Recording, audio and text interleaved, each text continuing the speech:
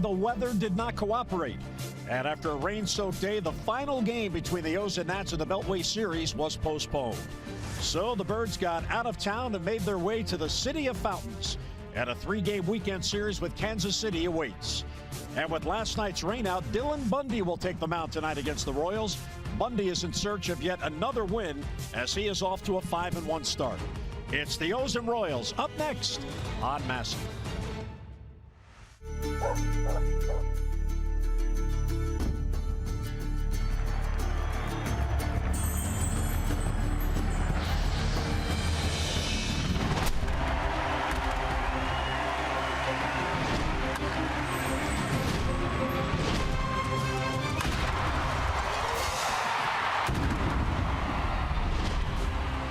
It's the Orioles on MASN on a gorgeous Friday night in Kansas City, Missouri. It's the Orioles and the Royals. Tonight it's the opening game of this 3-game weekend series.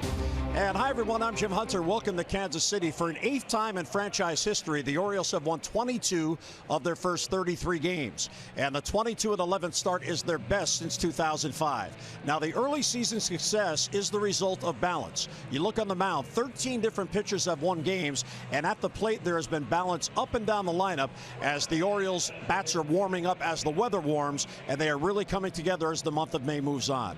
Now as you look at the numbers, this team has balance all over the lineup. 10 hits or more in the past 5 games, that is a season high. They have 10 or more hits in 6 of the 10 games in May.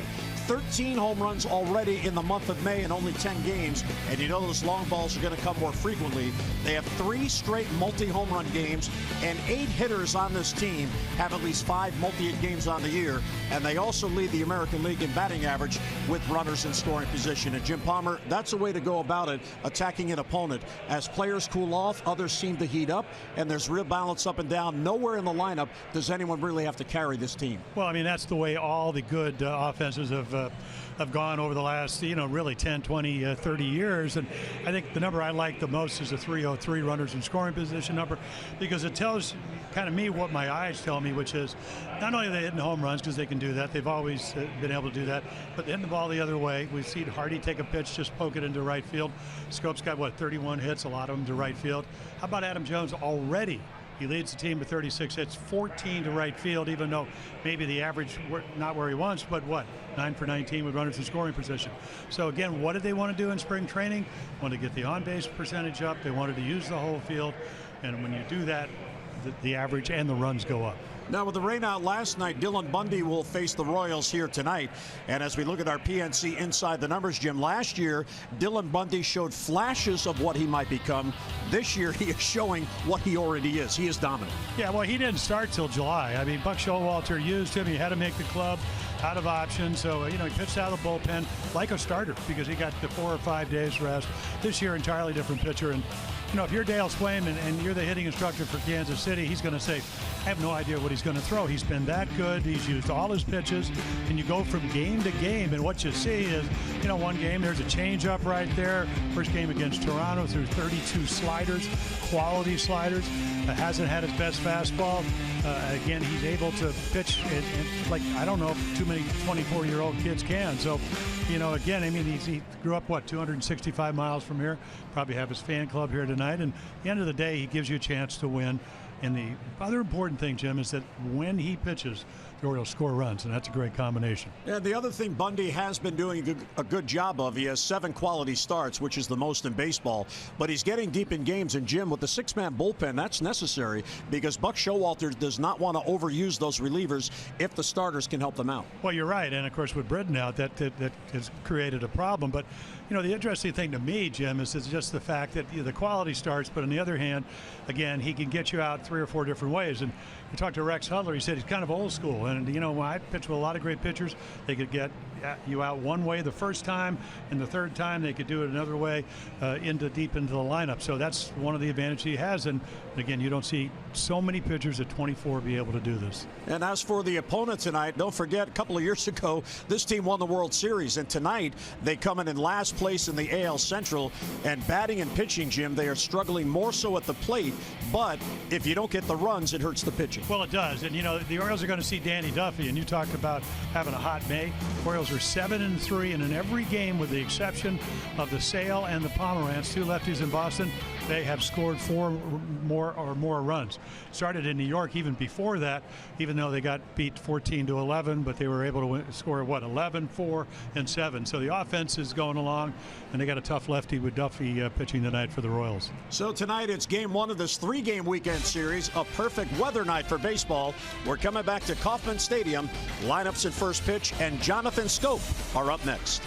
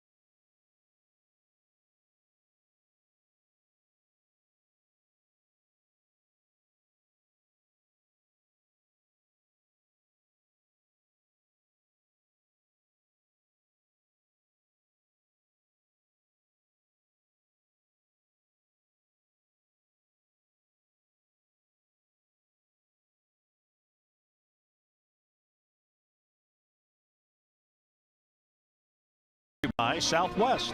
Yes to low fares with nothing to hide. That's transparency.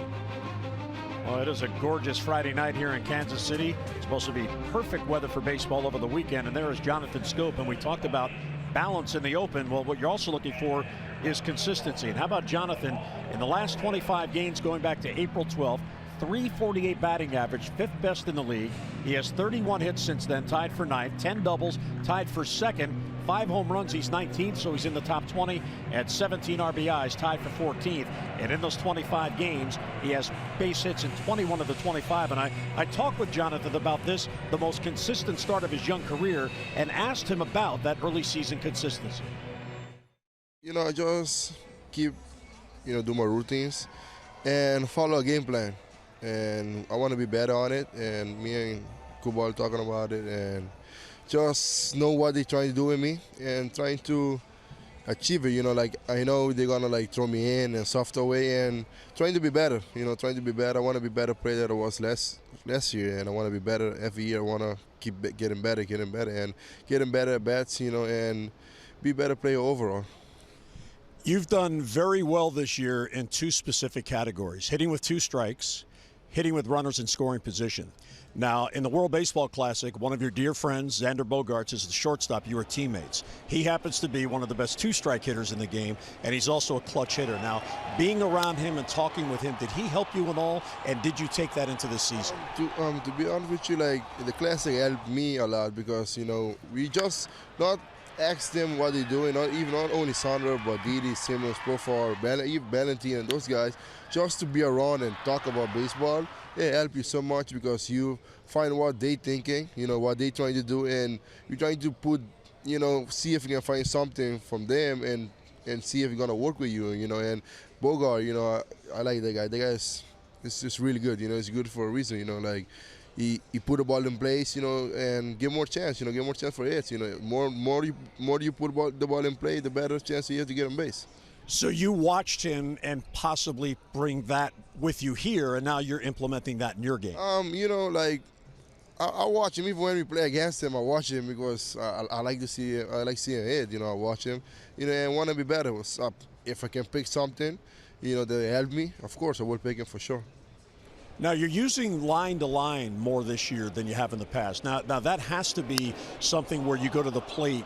You're looking about a game plan, as you talked about, but using the whole field has to be an approach. Yeah, you have to be an approach because I know they're trying to pitch me outside, and don't trying to pull it. Like my first year, I was like, I know they throw me outside, but I'm like hooking, keep hooking, and now I'm following game plan.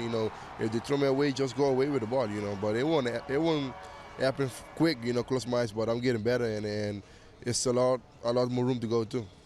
Does the balance of the Orioles lineup help the hitters, where not one hitter or two hitters has to carry it? No, this lineup is deep. Like from 1 to 9, can hurt you. And this lineup is really good. Especially got Manny, Jonesy, Chris, Trombo, those guys. Mancini, all those guys, JJ, Caleb, and Castillo, Seth Smith, all those guys. The lineup is really deep. And Jim, as you listen to Jonathan, I think what you're hearing is a more experienced hitter who is beginning to understand who he is and, probably more importantly, beginning to understand what he has to do to be successful. Well, our longtime friend, Terry Crowley, used to always say that for minor league hitters coming to the big leagues, what, about 1,500 at-bats? He's closing in on that. And then you touched on something before the game where you talked about the fact that the WBC, there have been guys that have been hurt there, but I think if you do go and you represent the Netherlands, you do talk about baseball, something that he alluded to. So for him, I think it's maybe another step in his maturity. So Jonathan off to a tremendous start. And let's not forget, Jim, he began the year 2-19, and now he's doing this. So you talk about adjusting and living in the moment, if you will. He's doing it. Yeah, well, the good thing about it is that he's going to get up if he's healthy, and he was able to do that last year. I mean, he drove in 87 runs. And he hit 25 home runs. Actually, he was on a pace to hit more the year before when he hurt his knee up in Boston. So a young player who's extremely talented, as you can see, likes to have fun, especially with Manny Machado. And why not? The Orioles are 22-11, as you talked about. So the Orioles and the Royals, game one of this three-game weekend series. Here's our BGE home game time temperature. BGE home is Baltimore's home for heating, cooling, plumbing, and electrical. Why would you call anyone else? Yep, 74 degrees, bright sun all day, no clouds to see. Winds out of the north-northeast at 9 and 31% of very pleasant humidity here in Kansas City. So the Orioles and Royals, let's get a look at the Orioles Southwest starting lineup, brought to you by Southwest. Yes to low fares with nothing to hide. That's transparency. Joey Ricker will lead off, then Adam Jones in the number 2 spot. Pretty good numbers career against Kansas City, including 11 home runs and 43 RBIs. Machado, Trump, and Scope with Mancini at first base tonight. Hardy, Joseph, and Gentry. It is a solid right-handed lineup for the Orioles tonight against Danny Duffy. Yeah, one of the reasons is because of the way that Duffy, again, I mean, he pitches well at home. He's 1-2 this year, got beat 1-0 in his last game. But last year, 7-0 cap. He had 188 strikeouts, 179 2/3 innings. And then what does he do against left-handers? Chris Davis not in the lineup, and there's a good reason, even though he hits lefties at a higher average this year. But 183 with 1 home run, 2 other extra base hits last year as he went 12-3. So a little bit slower start, but once again, run support a huge part of what you try to do, and they've only scored him 3.3 runs per game. This beautiful ballpark, Kauffman Stadium in Kansas City. And now that it is a grass field, Jim, one of the better ballparks to come watch a game. And I know for the players, the Orioles as a road team really enjoy playing here. Yeah, I think you would categorize it much more so than when I pitched here when it was all turf. You know, I mean, he had similar dimensions, but it's a pitcher's ballpark. Well, here is Joey Rickard. He is leading off. Brings a .262 batting average in. 1 out of 7 in the Nats trip, but in his last 8 games, 7 for 20. That is a .350 clip for Joey. And there is strike 1, and we're underway. Jeep inside the numbers, Jim. Here are the leaders against left-handed pitching. Yeah, and he's coming back again off the sprained finger, so good to see him in the lineup. We talked about Chris Davis. He's in the middle of the pack. But I think this is a game of matchups, even though Chris has 6 lifetime home runs here at Kauffman Stadium, which is more than any of the Orioles. But it's just matching up, and you know, you've been playing well. You have guys that know what they're going to do. Usually you know who's going to play against the left-handed pitching. And Duffy has gone to the style of the pitching where it looks like he's in the stretch. Well, he is in the stretch. And then he'll go into a windup to get his momentum going. And he gets it by him 2-2. Well, he's got a good fastball. I mean, a 94-95 is a little bit harder than the average fastball. You know, last year he threw 57% fastballs. This year it's all the way down to 47%. You know, maybe throwing a few more sliders instead of the overhand curveball. And Rickard down on strikes to begin the game. Well, Jim, this is a great time of the day to be pitching because the lights haven't taken effect. You're throwing 94, 95. Perez, you know, 4 straight Gold Gloves, sets up right on the inside corner, and he delivers the pitch right to his glove.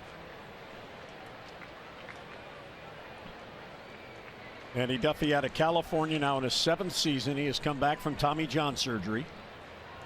He was drafted out of high school by Kansas City. And here's Adam Jones. Adam has a 2-game hitting streak going. Trying to get that bat hot again. Left center field off the end of the bat. Long run for Kane. There's Gordon as well. And Gordon, the left fielder, calls.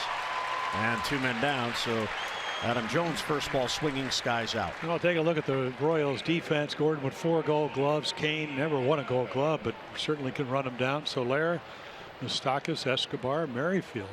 Hosmer's won 3 Gold Gloves, and then Perez has won the last 4 behind the plate. A lot of Gold Gloves here in Kansas City. Manny Machado now. Manny with those 9 home runs, tied for 5th in the American League in long balls.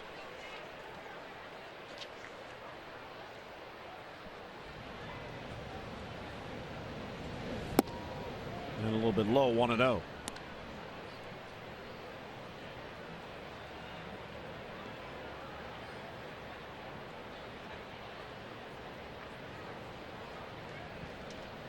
They play Manny straight away, all the way around.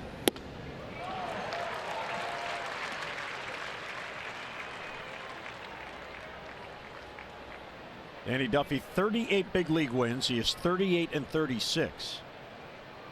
And this past off season, he was given a big deal, 5 years, $65 million. Off speed pitch. And Manny Machado, talk about extra base hits. 31% of his hits are home runs, let alone extra base hits. 9 of his 29 hits long balls. Yeah, 37 of them last year, and you know, the average down so far, but the RBIs at 22. Hard hit ball off the chest of Moustakas, and he won't have a play. And that should be a base hit for Machado with 2 men down. Moustakas took one for the team. He saved the double. Machado on with a 2-out single. Yeah, you really don't see Manny do that, but my former teammate Brooks Robinson, that's exactly the way he played it. But then again, maybe the ball didn't bounce that far off Brooksy's chest, and he would swoop it down and throw him out. But again, that's the approach you have to take.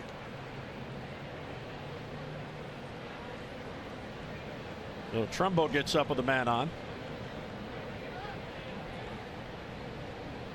Mark at 239. And he is one of the hotter hitters in the Orioles lineup at the moment.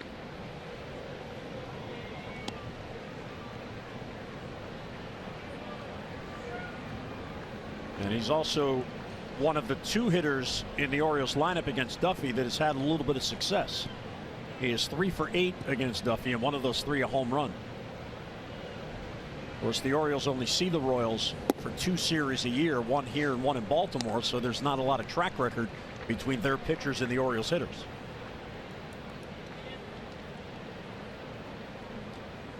Ed Yost, Kansas City manager, now in his 8th season with the Royals. Of course, back-to-back pennants, and then won the World Series in 2015. Trumbo right on that, fouls it back, 2-1. Well, Trumbo brings a 7-game hitting streak into this game, and the long balls are beginning to come. A couple of home runs in the past 3 games, and he is one of those hitters we've learned, Jim, that his home runs do come in bunches. Well, they do, and I told him about a month ago. I said, relax. He says, how can you relax? You know how you relax? You hit home runs. You get hits. Well, that's what he's been doing. And a good take there. Well, he's got a 7-game hitting streak going. He's batting .379 in that streak. Trying to get Machado around here with 2 men down. Well, the kind of ballpark, again, secondary lead so important because it's vast. So even though they have a very speedy outfield, you hit one up the gap, 2 outs. You know, good hitters count here at 3-1. And there's a changeup and just down and away. That is probably, I mean, obviously he's got a good fastball, but right there, hot hitter, he knows it, tries to pull the string. So with Chris Davis out of the lineup, Machado to second, Trumbo to first, Jonathan Scope moves up to the number 5 spot. The highest he has batted prior to tonight is 6th, and that was in the interleague games when everyone got moved up 1 spot because the pitcher had the hit. You can't blame Buck Showalter for leaving him down there in the number 7 spot. That's a lot of pop in the lower third. Well, it is, but then again, when you do make a kind of a lineup shift, you know, it's nice to have a guy that's 8 for 20 runners in scoring position coming to the plate. And the other thing is, we all know, I mean, you know, he hit 25 home runs last year. If you make a mistake, it's going to be 3-0. Really good breaking ball. There is his month of May. But again, you just don't, you know, I mean, again, it's the time of night where you don't see the ball quite as well.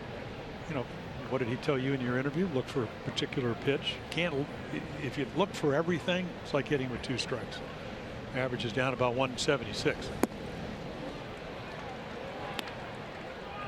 The appeal, he did not swing, so he checked on the changeup, and there's the batter's eye in center field. So the batter's eye is still in the sunshine, but the pitcher is not.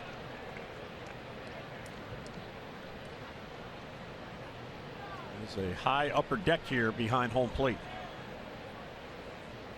2-0 on Scope.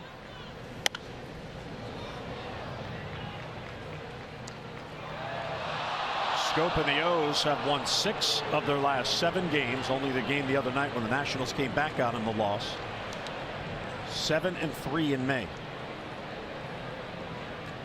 Craig Gentry with Buck. Buck was saying before the game he was really happy to be able to get Gentry in the lineup tonight.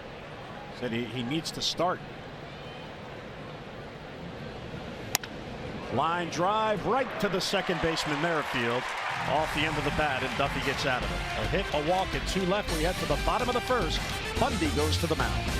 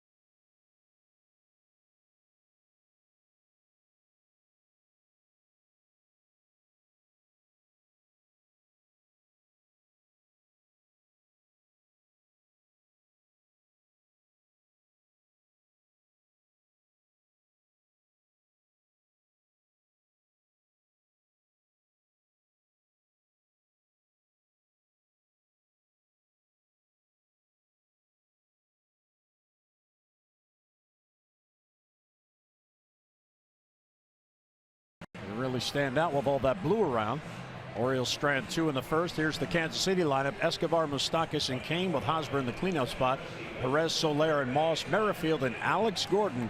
He has good numbers against the Orioles. Maybe that'll wake his bat up. He has been scuffling on the year.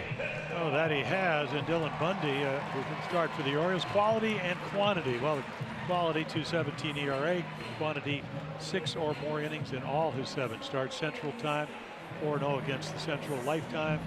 2-0 on the road. And then, as we said, Wasso, Oklahoma, 265 miles away. So no doubt some of his fandom has come up the road. Takes about 3.5 hours to get here.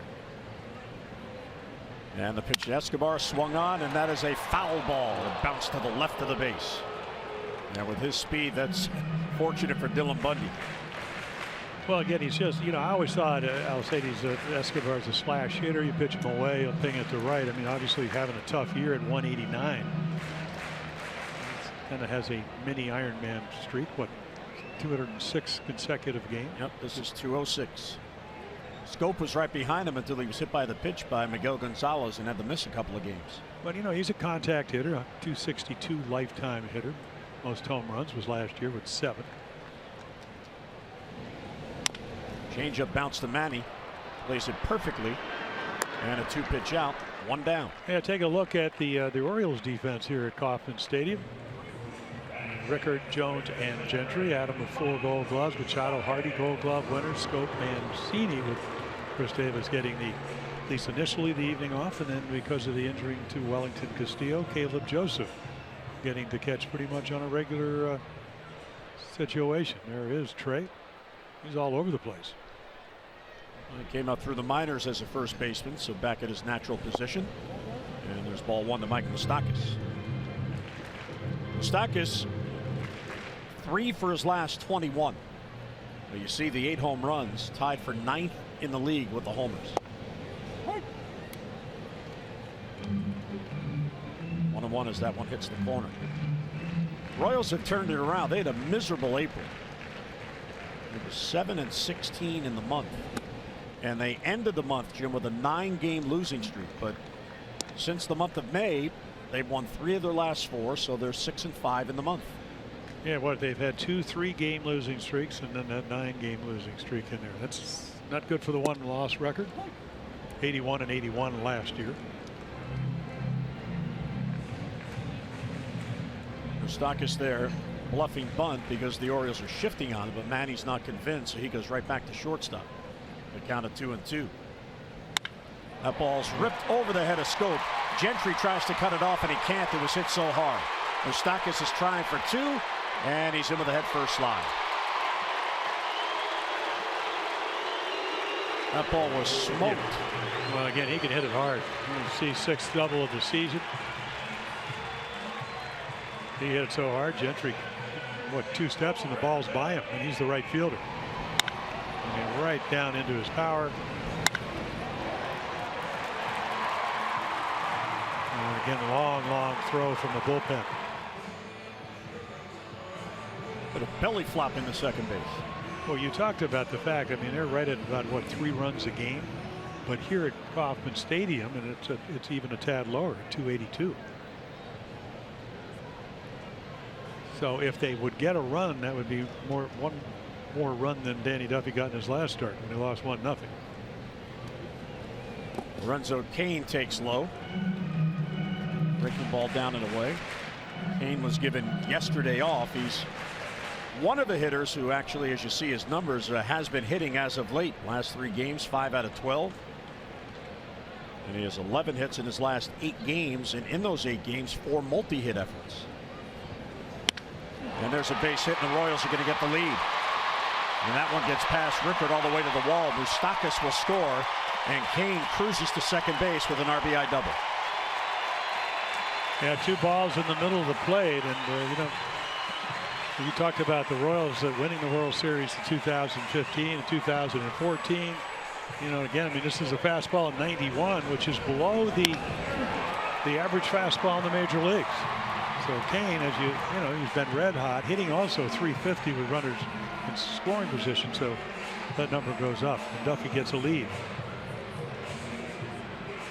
Well, Lorenzo came with his 8th RBI, and here is Eric Hosmer, who's been red hot.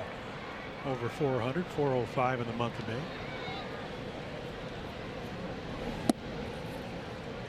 And Bundy misses low. Hosmer now in his 7th season. The numbers Jim talked about in May.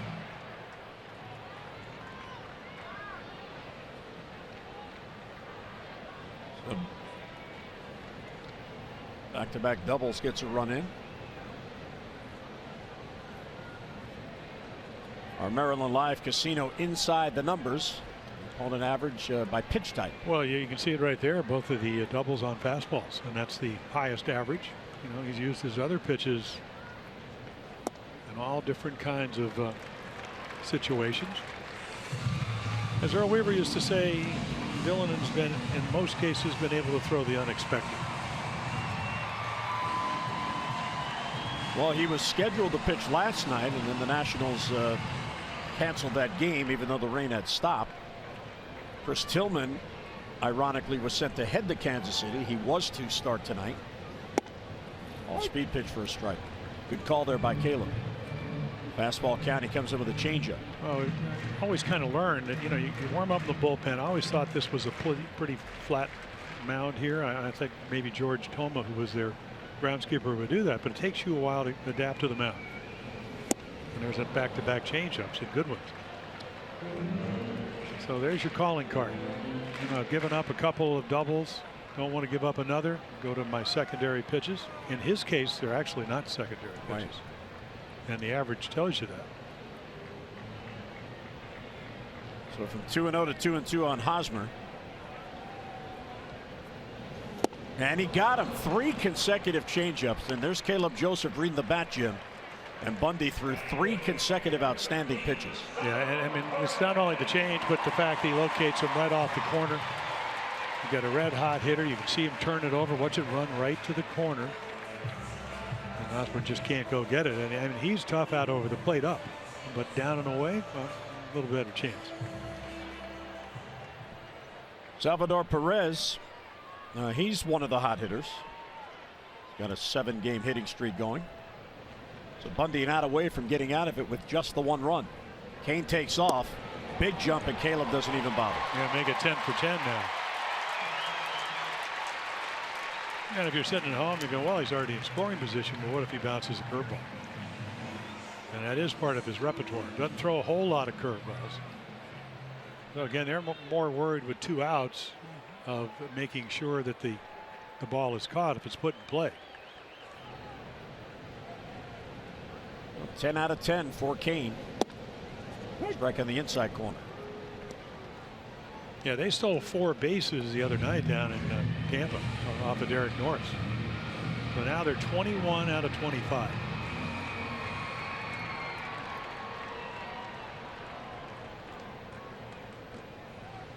And the 1-1 is a little bit low. 2-1 the count.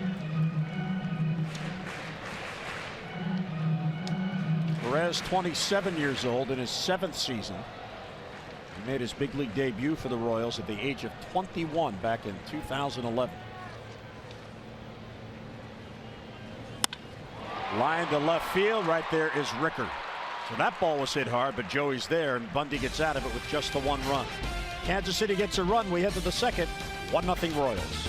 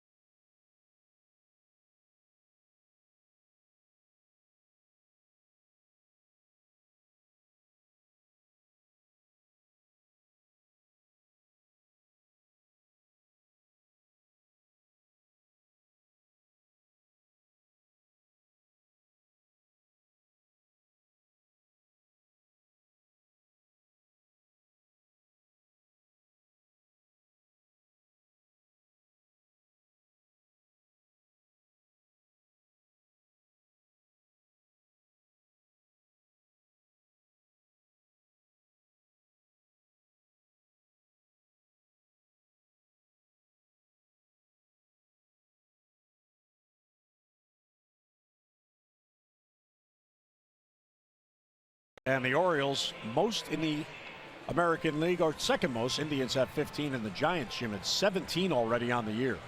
Yeah, but look at the record. And that's probably a reflection, of course, how you pitch against them, how many runs you score. Just because you throw out a lefty, I guess, at least in my mind, it doesn't give you the total viewpoint. And what you got, Gio Gonzalez, the Orioles beat him in Washington, but then they lost to Sale and Pomeranz. Mancini, first ball swinging the deep right center field. That chases Kane all the way back to the wall, and he makes the catch against the wall. That ball just kept on going. Yeah, again, it's a home run in Baltimore, and I mean, this is Kauffman Stadium. It's a pitcher's ballpark. And again, he's just coasted, jumps a little prematurely, and then hits the netting. But again, 373 to right center in Baltimore. The power alley here is 387, so big difference. And it does get a little shorter as you get to the bullpens. Here's JJ. And a strike. Hardy's got a 3-game hitting streak going, 4 for 11 with an RBI. 87 at-bats since his last home run. And his only home run of the year. Back on April 14th. Off-speed pitch freezes him, 0-2. Well, Duffy, in his last 3 starts, he has lost all 3. He was 2-0 in his first 4 starts with a very good ERA. But he has scuffled, and you know, the one thing, as Jim mentioned, if they don't score for you, it is hard to win. 3.30 run support average for Duffy on the year. Yeah, then, and of course, 2 of those games. Hardy to right, in on it, and he can't get it. It's Soler that goes by him and all the way to the wall, and Kane's going to have to run it down. And Hardy hustling around second base. He's going to go to third. Yeah, and they go out and have their double cutoff just in case you overthrow one of them. Otherwise, and I don't know if JJ would have made it, but at first triple of the year. And again, I mean, you know, Soler comes in, dives, you know, well intentioned, but if you don't catch it and you don't even get the leather on it, which is the case here, you can see it. He doesn't even come close. And then right here, he says, okay, you never ever know. It's going to be at least a triple. And JJ said, well, maybe not a base stealer, but you know, when I'm running in fairly straight lines, I'm pretty quick. So he hustles it into third.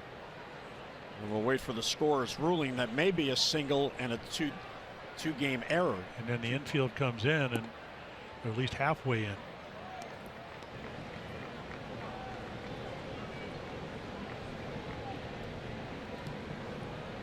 Caleb Joseph all of a sudden getting the RBIs. Started with that home run after the drought last season. Know what you want to hit. All right, so the official score has ruled triple, which means that is the Orioles' first triple all year. They were the only team in baseball without a triple. Soler played that single into a triple. JJ's last triple was in 2012 at Boston. Caleb with a chance for an RBI, and kind of surprising here, Jim. Second inning, Ned Yost has the infield in. Well, they don't score a lot of runs, so I think they even though, you know, Bundy was hit pretty hard on the fastball. So, and again, you have a strikeout pitcher. It's hard to do that when you get behind Caleb. So he needs a, what can I hit in the air?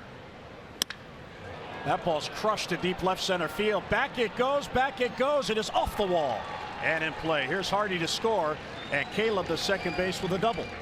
And there's another ball that likely would have been out of Camden Yards. I mean, they might have caught it in the Oriole bullpen there. I mean, he just clubs it.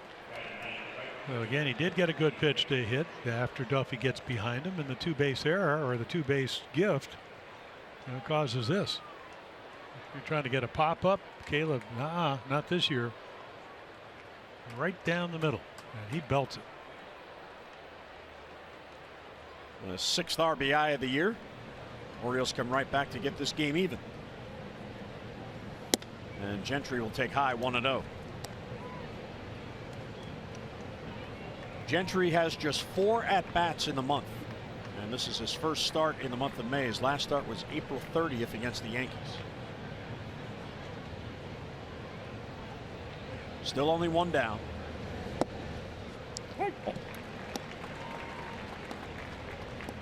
Well, there you go. The Mets at 320. I mean, in the American League, the Astros and the Orioles tied. Then the Rockies down the bottom list. Boy, they play well. Off the end of the bat to center field. You saw Kane went back and now comes in. Caleb not going anywhere, and 2 men down.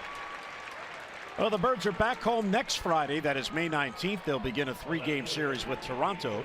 And you can enjoy the season's first fireworks night presented by Kaiser Permanente.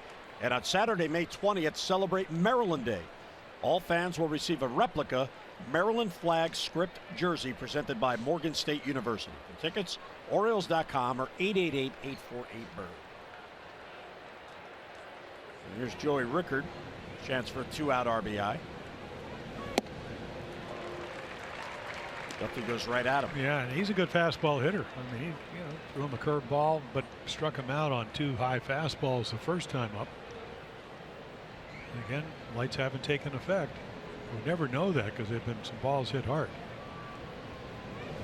Yeah, 3 of the 4 in this inning have been hit hard. Mancini's ball all the way to the wall. And then the triple and then the double.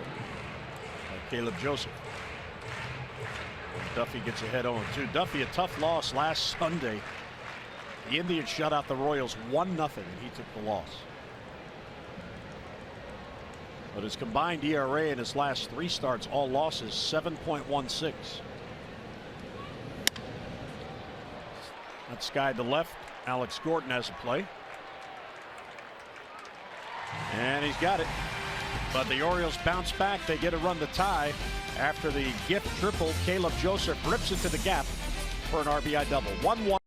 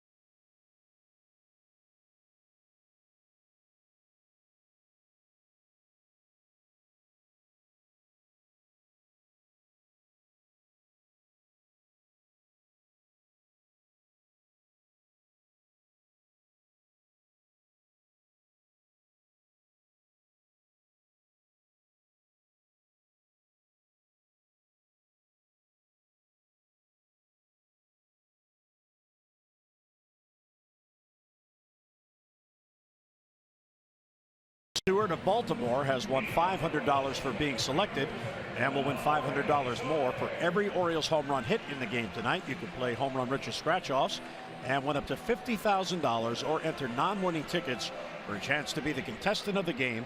Visit mdlottery.com/homerun. J.J. Hardy, Mr. Triples.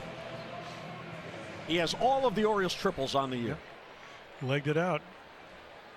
So Bundy, after he gave up a run, his team got him right back even. And there's a strike taken by Soler. Soler is just back off the DL. He had a strained left oblique. He is one of 4 hitters in this Kansas City lineup, 4 of the 9, with a batting average below 200. And he's the lowest at .056. Well, in his defense, he had the oblique pull, and he's been up 18 times. Big, strong guy.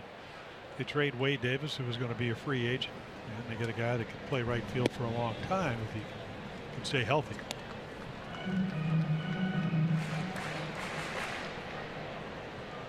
First run of the season tonight in the first inning. Right at the knees. 2-2 the count. Yeah, well, I found as you know, as I got older and the innings mount, you better make good pitches, which he didn't do in the first with his fastball. 91 get a lot of guys out. You got to go, yeah, in and out, in and out. First inning, the doubles were right down the middle. And all of a sudden, they're up and in. And then use your other pitches. And he's been great at doing that.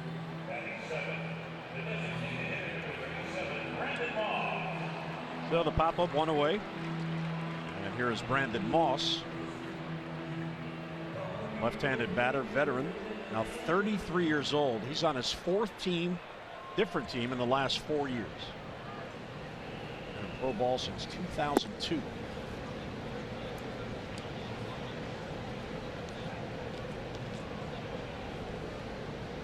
Drafted by the Red Sox back in 2002, and he did make it to the big leagues with Boston. Wild swing and a miss there. He has been with Boston, Pittsburgh, the Phillies, Oakland, Cleveland, St. Louis, and now Kansas City. And they got him because they lost Morales. Morales now with Toronto. He hit 28 home runs last year. Big time home run power. Changeup is real good tonight, Jim. 1-2. And Brandon, I mean, what, 106 home runs since 2013, 87% off right-handed pitching. And he got him. So he strikes him out with a fastball after setting him up with the changeup. Well, he also went to 93. So you go up the ladder, and we've seen him even when he had the tight lat about 3 starts ago. He can get, again, you know, maybe he didn't like to give up those doubles for the run. So there you are. So again, I mean, this is what he's been able to do. You know, the home runs are down, the balls, the strike ratio down, ground ball, double play, great infield. And again, the fact that he's able to, you can see he leads the team in all these categories, pitch into the 6th or 7th inning every time he has gone to the mound. Whit Merrifield, the second baseman, at 217. One of the lunch pail guys on this team. They love his grit. Well, he had a big home run. I mean, he had to put 428 feet down the left field line in Tampa, all the way to the tarp, up over everything.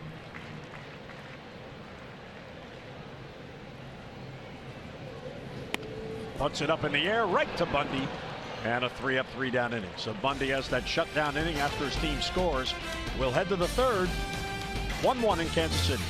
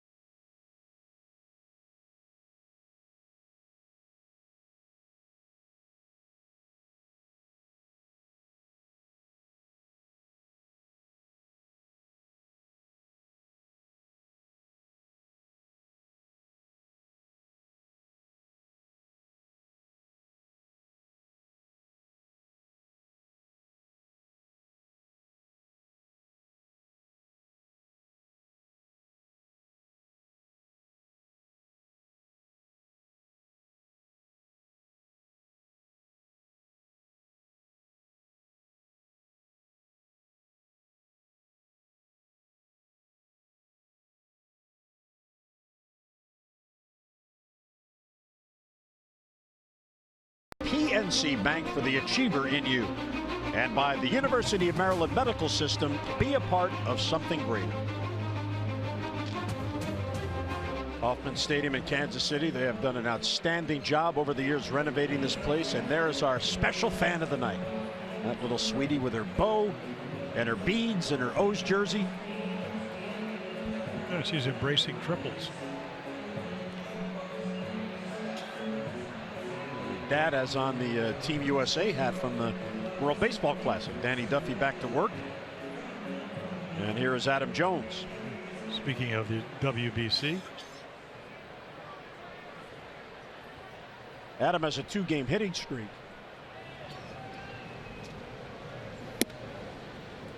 Takes ball 1. He also has an RBI in back-to-back games. Danny Duffy out of Lompoc, California.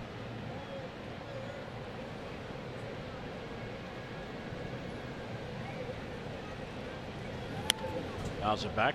Let's get a look at our Coons AL League leaders. And Adam Jones, he loves to swing the bat. Well, he does. He's aggressive. And of course, I think what you can see Moustakas up there, Dickerson, Garcia, the White Sox. The Twins off to a pretty good start. Rosario picking up where he was a couple of years ago. Nothing wrong with swinging at the first pitch as long as it's a good pitch to hit.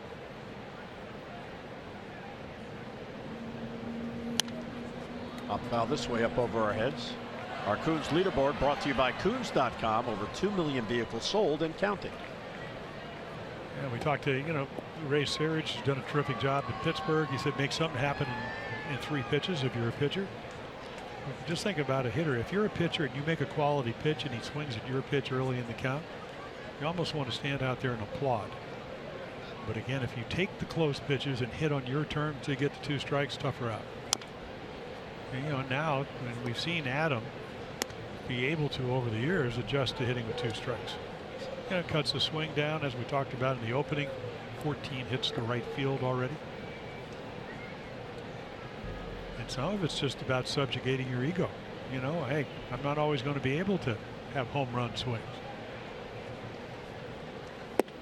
And he got him. Yeah, great changeup.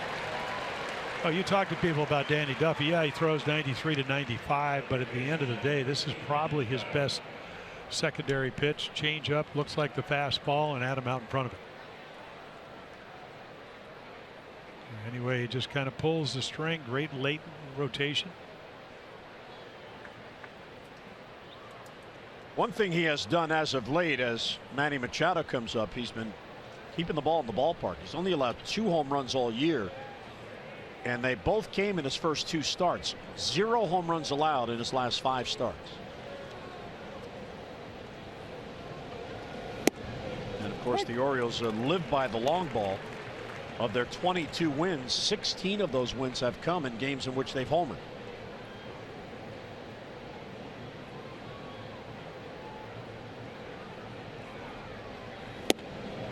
Another good changeup, 0-2.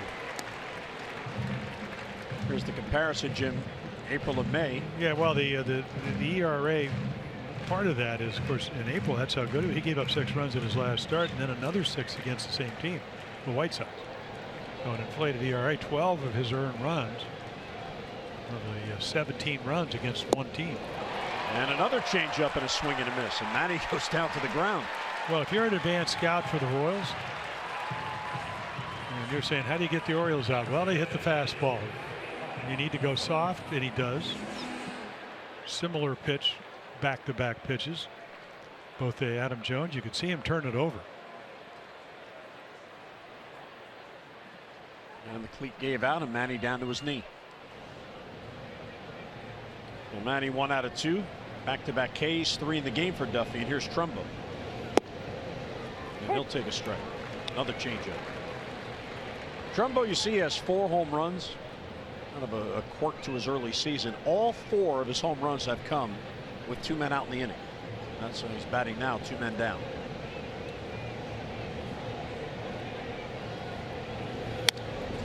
Right on that, fouls it back on the screen. And here the season splits through April 27th and since. A much different hitter. Yeah, this time last year he was working his way. 7 home runs in April, 6 in May. The biggest month would be August when he would hit 10, as did Manny Machado. There's a base hit up the middle. Trumbo's on with 2 men down. He extends his hitting streak to 8 consecutive games. Well, fans, don't miss out on the Junior Orioles Dugout Club. Ace plans are sold out, but a limited number of Slugger plans do remain. So sign up today. Birdland's best value in family entertainment.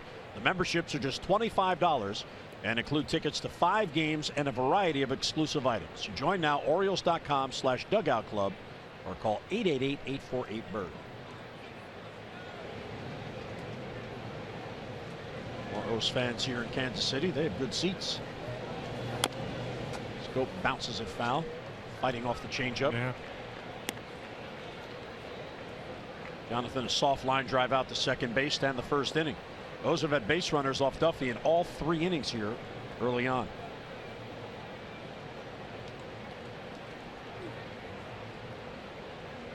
Jonathan, good numbers on the road.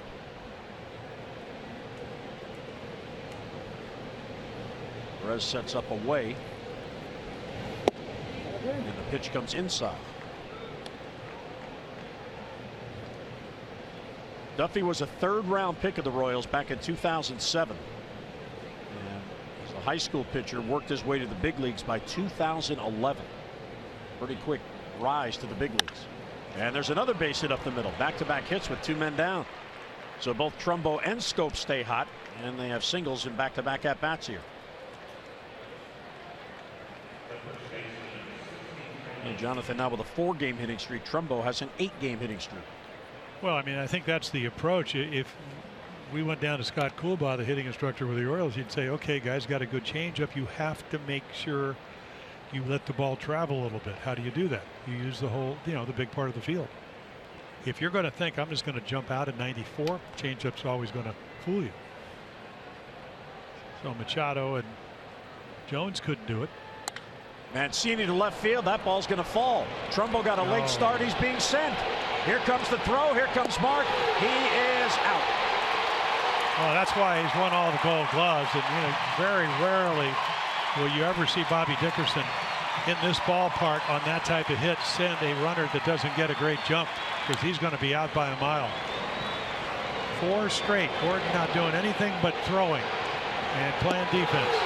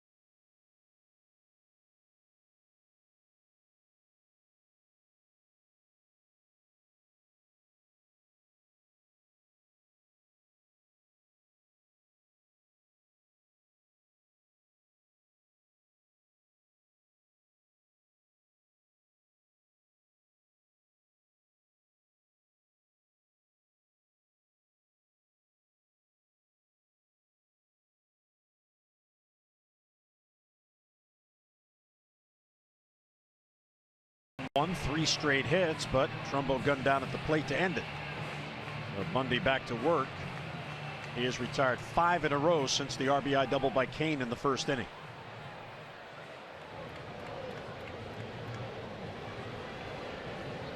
We told you about Gordon really struggling. 220 last year, broke his wrist in May, right wrist. Hit 220 with 17 home runs. This year has really been a struggle offensively. Gordon at 158, one of the 4 hitters below 200. And how bad has it been? How about this, Jim? He is just 1 for his last 26. That is a .038 batting average with that 1 hit in that span.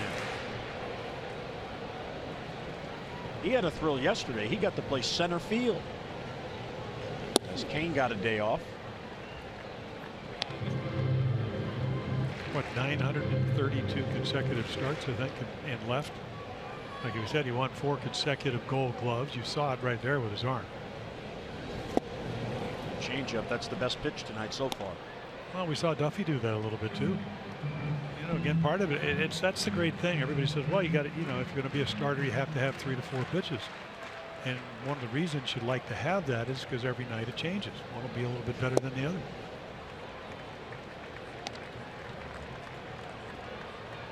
A full count on Gordon. You don't want to walk the number 9 batter, who is 1 for his last 26. Fouls off another changeup. And by doing that, he keeps the at bat alive. Real good changeup, able to stay back just enough. Gordon, one of the several first-round picks on this team. He's out of the University of Nebraska. His native Lincoln, Nebraska. Another foul ball, so stubborn at bat. Dylan Bundy, 7th in the American League in ERA at 2.17. Tied for 2nd in wins with a 5. His only loss was April 11th in Boston. Gordon about to see an 8th pitch. Popped up foul. It's back in the crowd, out of play. Yeah, just by going 3 and 2, he knows exactly what you were talking about. And I don't look at it as 158 because Gordon's a better hitter than that. But again, you know, they don't score a lot of runs. I think by now, you know, Duffy's going to pitch well. So leadoff walks, they lead to runs. Another foul ball. Well, that changeup slows the bat down. I mean, that's why it's such a great pitch. In the back of your mind, if you threw a 3-2 or 3 pitches ago, he'll do it again. And Dylan's saying, okay, what can I throw a strike with? But one of the things he's been able to do, there's Roger McDowell's pitching coach, is make quality pitches in these cases. He's already seen 10 pitches in this at bat. Gordon signed a 4-year, $72 million deal to stay here in Kansas City. This is the 2nd year of that 4-year deal. Bounce foul again. So 11 pitches. Well, again, even if you hit 158, you've done exactly what you want if you're the Royals. The Royals know the Orioles bullpen is not at full force. They know. I mean, can you take a guy that was 47 for 47 and saves out of your bullpen, and other teams aren't aware? Zach Britton. And he finally walked him. Well, he earned that walk. 12-pitch at bat for a leadoff walk. And he hadn't thrown a curveball over all night, and that's the pitch he chooses after he fouled off changeups and fastballs. Escobar will come up for a 2nd time.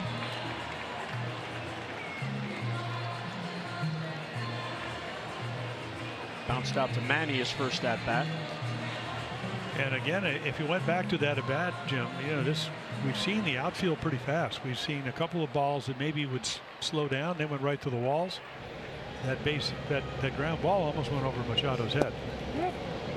Bunt attempt, and he missed it. 0-1. He had a routine hopper in it, almost kind of kangaroo hopped its way into left field. So you have speed. I would think they'd make the field fast here. I think that would play to their advantage.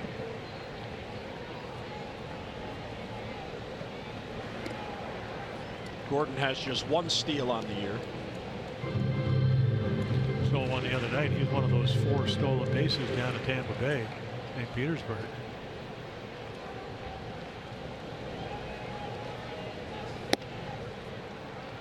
Upstairs, 1-1. Alcides Escobar is now 30. He's out of Venezuela. It's his 7th season with the Royals. He, Lorenzo Cain, and Jake Odorizzi were the players that came to the Royals from Milwaukee for Zach Greinke. And then the Royals turned around and traded Odorizzi to Tampa Bay for Wade Davis and James Shields. Runner goes, pitch is swung on and fouled off. Looked like Escobar tried to stop the swing when he saw Gordon take off, and he couldn't do it. Well, the Royals come in at what, 13 and 21, and they have what, 5 potential free agents. And talking about quality players, Escobar is one of them. And you got Moustakas, and then you got Lorenzo Cain, and then you got Hosmer, and then Ian Kennedy is out with a hamstring, he can opt out of his contract. Fouls off the changeup. Count holding 1-2. Well, when you went back and looked at the Royals when they went to the World Series in 2015, well, actually 14 and 15, what did they do? They put the ball in play. Didn't strike out a lot. That's changed a little bit. That's why they were so tough to pitch to.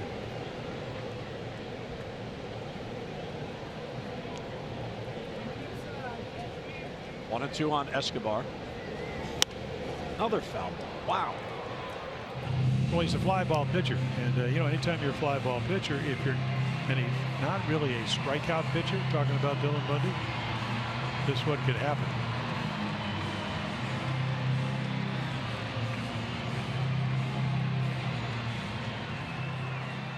So after a 12 pitch at bat, Escobar about to see a 6th pitch. Moustakas on deck.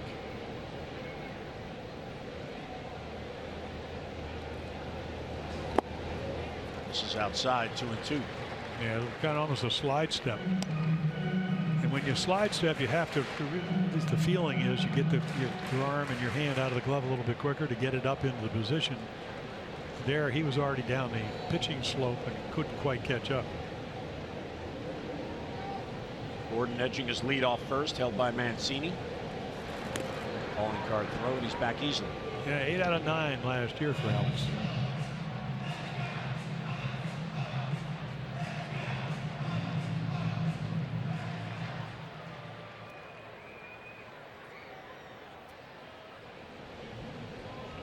This will be the 7th pitch to Escobar. Welcome back, foul ball again.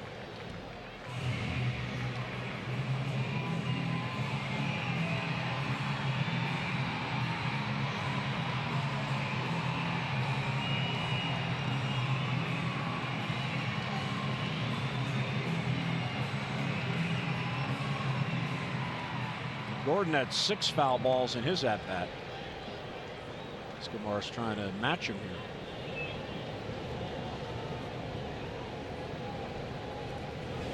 And he got him finally with a sinking fastball, and Escobar goes down on strikes. Yeah, again, just, you know, kind of another quick pitch, good 2-seamer, runs it underneath his hands, fouled off everything else.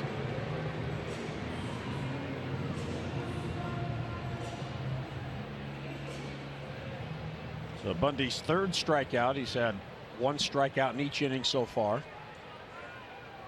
He's also now thrown 20 pitches to 2 batters in this inning. Here's Moustakas.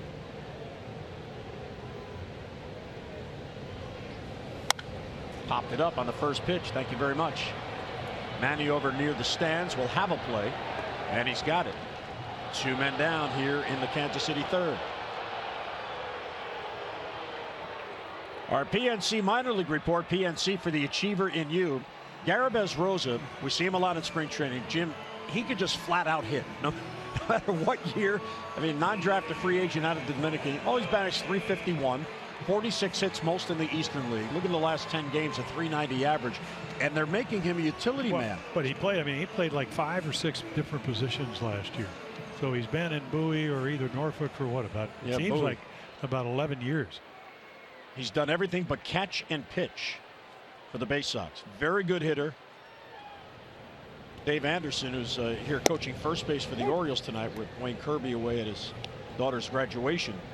He was telling me before the game that, there's Dave, with Rosa, no one in Bowie can understand why the opposing teams throw him strikes. Because apparently he has a tendency sometimes to chase pitches. But if he's anywhere near the plate, he can rake, and those numbers show that. Swing, and there's a called strike, so it's 0-2 on Lorenzo Cain.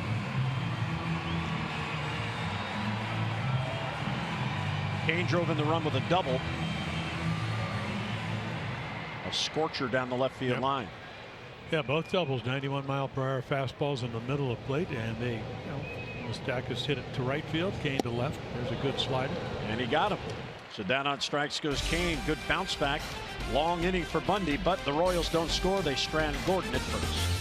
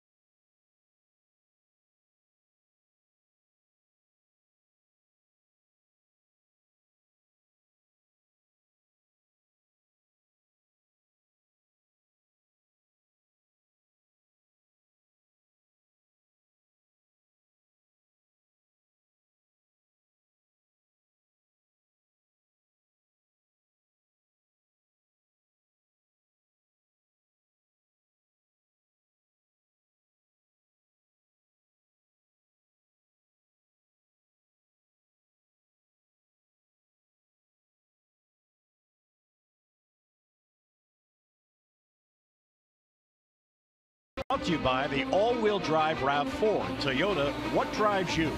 Visit buyatoyota.com for great deals. City of Fountains and the fountains here at Kauffman Stadium. Beautiful ballpark. Mr. Triples will lead off, then Caleb Joseph and Craig Gentry against Danny Duffy.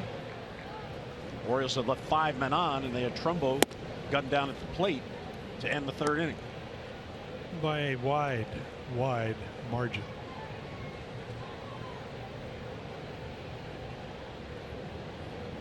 JJ, not the player you would think would pick up the Orioles' first triple.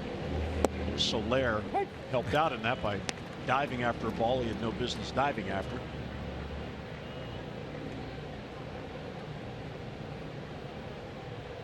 Hardy was able to take advantage of it. 1-1 the count. Fly ball to right center field. This is an easy play for Soler. And he's got it 1 down. Well, don't forget about the season's first fireworks night presented by Kaiser Permanente. It comes up next Friday, May 19th. Orioles and Blue Jays at Camden Yards. Good seats are available for this fan favorite. But as you know, they go fast. The fans really love the fireworks night. So come on out and join us and get behind the birds. For tickets, Orioles.com or 888-848-BIRD. More O's fans in Kansas City. They're easy to spot. All the blue. Caleb takes a strike 0-1. Caleb doubled the drive in the Orioles run in the 2nd. He's got a 4-game hitting streak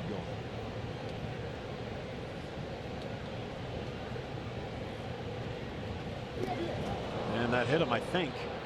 Yes, it did. Jeff Kellogg didn't indicate right away, but then he pointed the first. Yeah, Caleb taking all the equipment off. Yep, skips and gets him somewhere, maybe in the left ankle. And I think the back leg it got him. Well, that's what happens when you hit doubles and you start driving in runs. Got to keep you on your toes.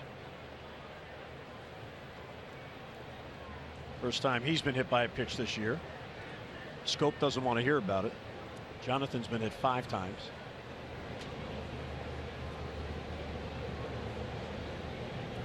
So here's Gentry, who flied out his first at bat.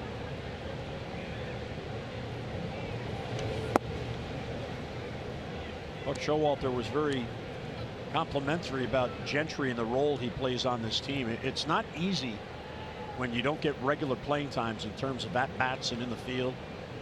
But Buck feels that Gentry has the ability, because of what he brings to the game, to affect the game each and every day. Whether it be Jim Pinch running late in the game, where he's one of the stolen basemen who's not afraid to try. You know, yeah, he's one of those guys that can steal a base when everybody knows he's going to try to steal a base, and there aren't too many of those. I mean, obviously, when the Orioles just finished playing Washington, Trey Turner can do that. I mean, there are guys that, you know, like in the old days, hey, doesn't matter. I'm going to get my jump. You're going to have to get the ball to the pitcher. But the thing for him, and of course, you know, if you're on a winning club, and the Orioles are a winning club, he's a very good player. But you got to be winning. And with the Orioles sticking for now with the 5-man bench, Buck Showalter has been able to really mix and match. Tonight he's starting all right-handed batters, giving Chris Davis a night off. So both Gentry and Rickard play the outfield. Trumbo DHs and Mancini plays first.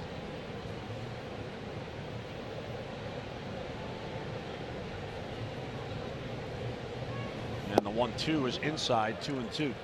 Yeah, and that pitch sets up the changeup down and away. I mean, just think about by giving Chris Davis, who last played on Wednesday night, and then the rain out last night, he's going to get about 3 days off.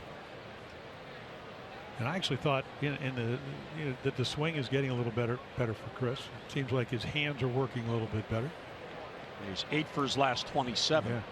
I mean, you can just tell the quality of the at bats getting a little bit better because he's been working at it. You know, and even Seth Smith, look at the year he's having. He has only 2 plate appearances all season against a left-handed pitcher. 2-2 is swung on and popped up shallow left center field. Gordon was deep. Chugging in, looks at Lorenzo Cain, and then he says, okay, I'll take it. With 2 men down, Caleb back to first.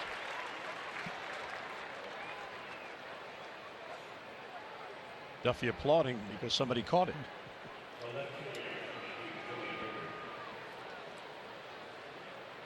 There's Joey Rickard for his third at bat.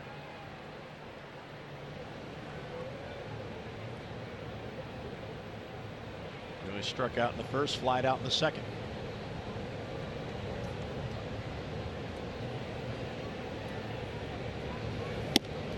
Up and away, ball one.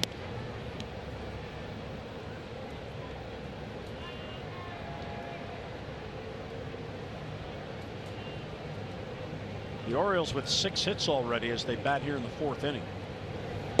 Make a run at 10 or more hits for what would be a 6th consecutive game. And in April, Jim, they had 10 hits in just 7 of the 23. But they're almost scoring a half a run more in the month of May.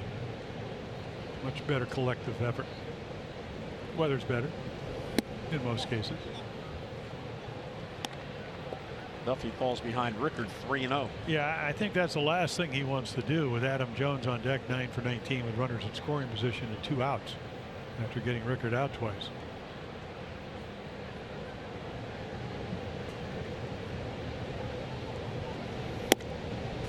High strike call, 3-1. Jeff Kellogg doing the home plate umpiring. You know, I was watching the game the other night. And I'm watching Joe. If you look at Joey Rickard's right thumb, you very rarely see any hitter that actually has his right thumb along the bat. Usually it's kind of wrapped around. Very unusual grip. And he popped them up. Center of the diamond. Escobar is going to take charge. Caleb stops so he doesn't get in his way. And the inning ends. Hit batsman to man left, mid-4th. We're tied 1-1.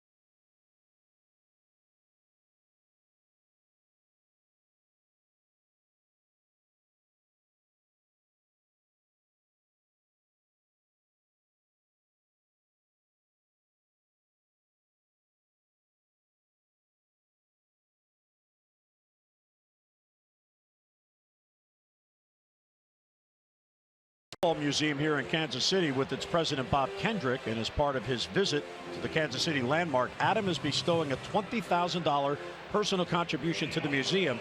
And prior to tonight's game, he talked about the importance and the significance of the Negro League Baseball Museum. You walk through those doors, it's such a love for baseball that it's contagious. When I walk through those walls, I learn. So it would be selfish of me not to help other people learn.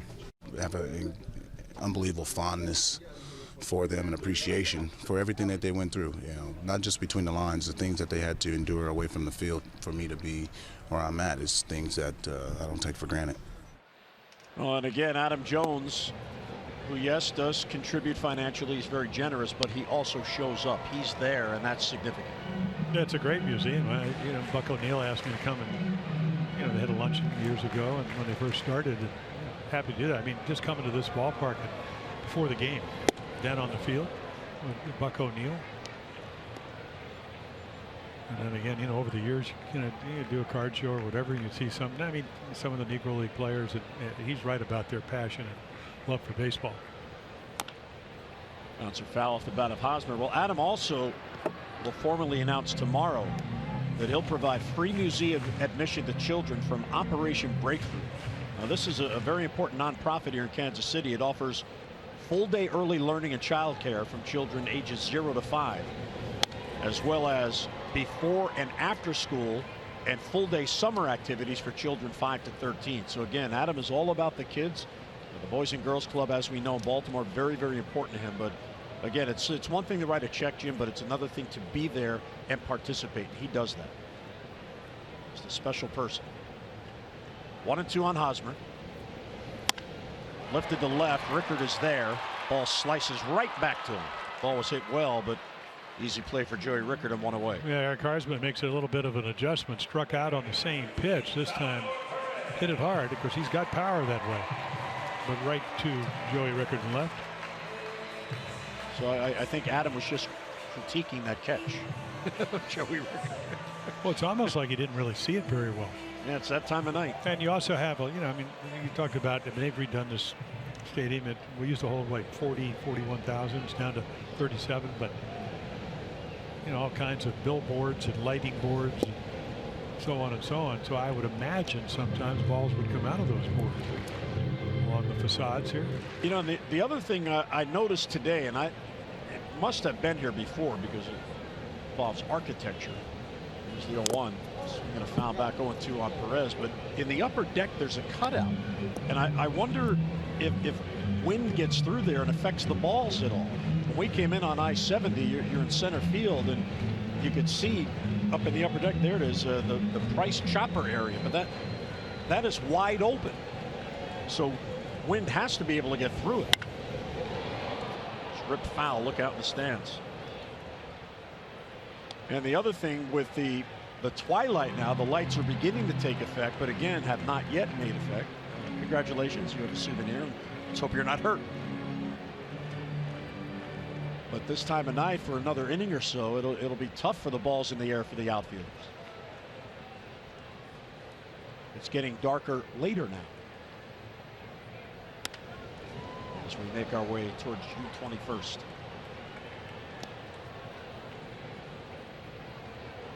Bundy had a 24-pitch third inning, and 20 of the pitches were to the first two batters.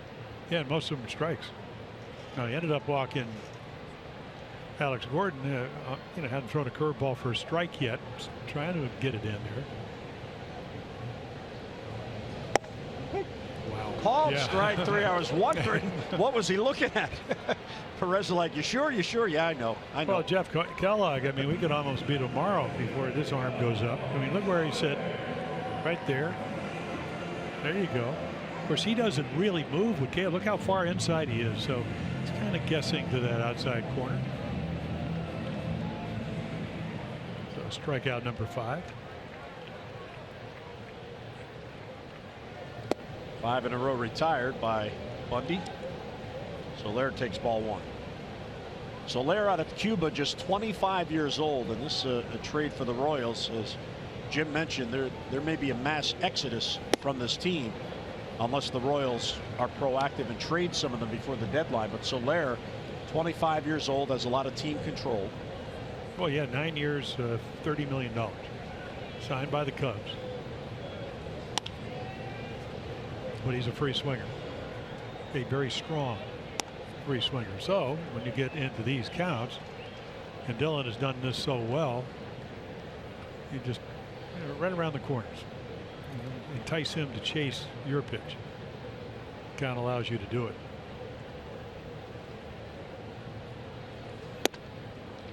Fastball's too high. Soler traded even up for Wade Davis. Royals weren't confident they'd be able to keep Davis, who also is a free agent at the end of the year, and the Cubs, built to win now, needed a closer when Chapman went back to the Yankees. Fouled that ball off twice. Bundy in search of his 6th win.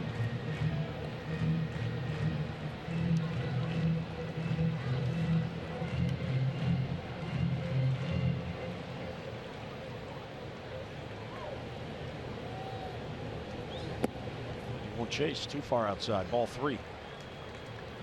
Dallas Keuchel won his 6th game last night when he beat the Yankees 3-2. Game that ended with the potential tying run gunned down at the plate. Popped up back this way. and just in front of us. Yeah, how about Jason Vargas, who pitched yesterday? 7 shutout innings. Comes off Tommy John surgery, throwing maybe tops out at 86. 5-1 with a 1.01 earned run average. Right down the middle with a fastball. And Soler, I don't know what he was looking for, but a very good and efficient 3-up, 3-down inning for Dylan Bundy.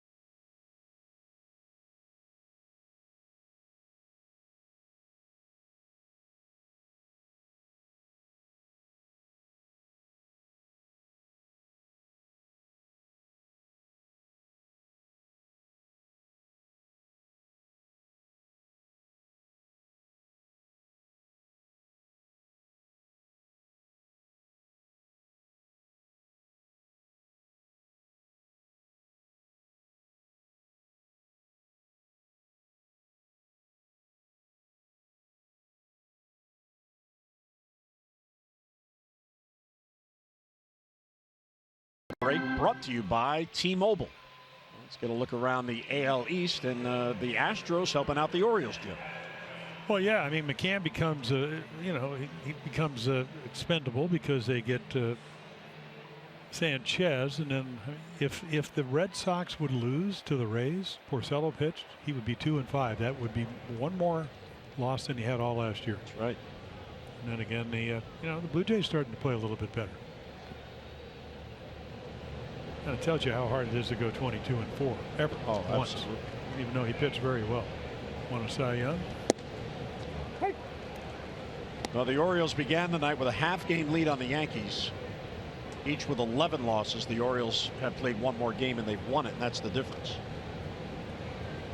Adam is 0 for 2, and a ball on the strike.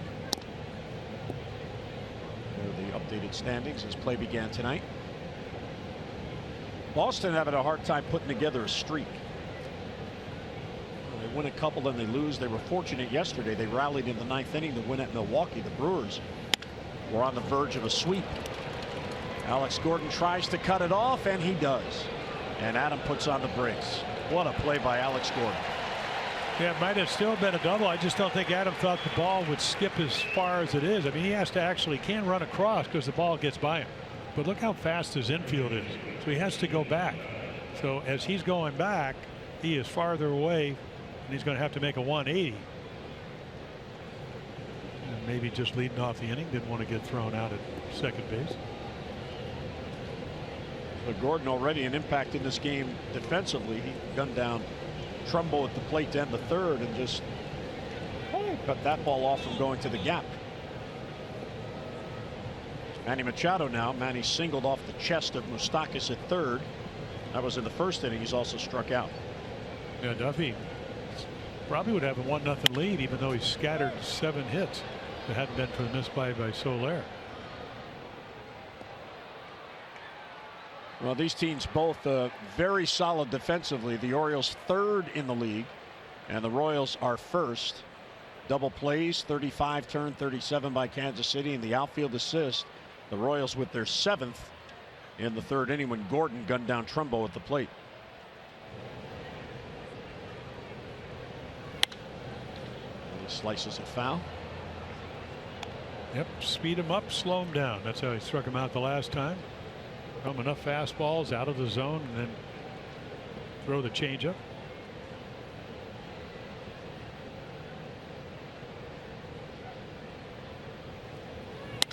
0-2 is hit to center field. Kane back on it as a play.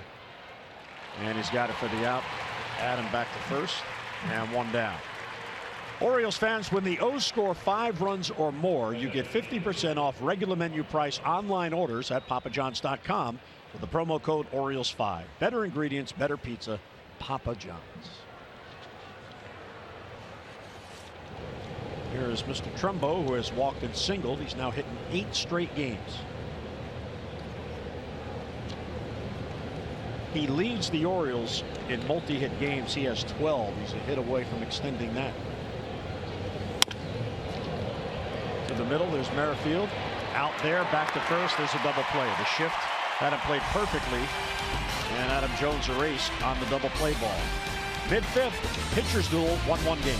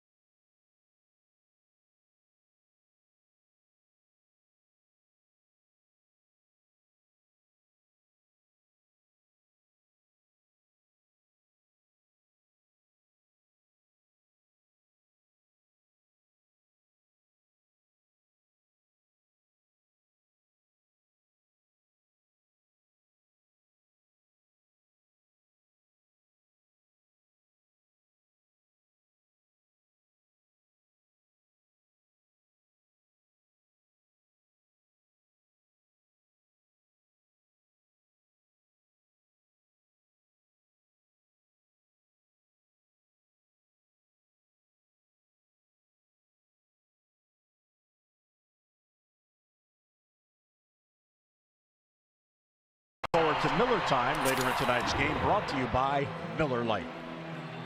Beautiful Kauffman Stadium in Kansas City. 1-1 game, even though the Orioles have out hit the Royals 7-2. And the 2 hits off Bundy came back to back in the first inning. He's allowed only 1 base runner since. That was a leadoff walk to Gordon in the 3rd inning. So he's retired 11 of 12.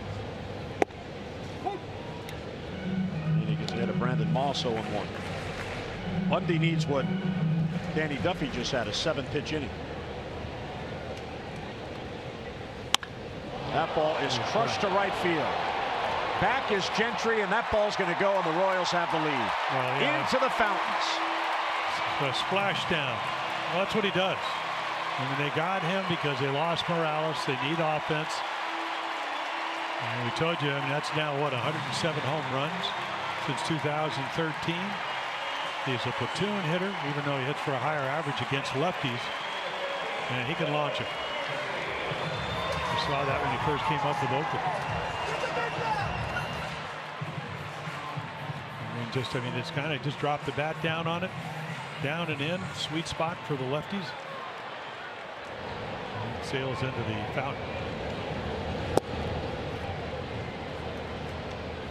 4th home run allowed by Bundy on the year. 2nd by a left-handed batter, Cody Ashe of the White Sox. And Dillon's last start hit 1 out. Yeah, Beckham had, for Tampa Bay, had 2 in 1 game.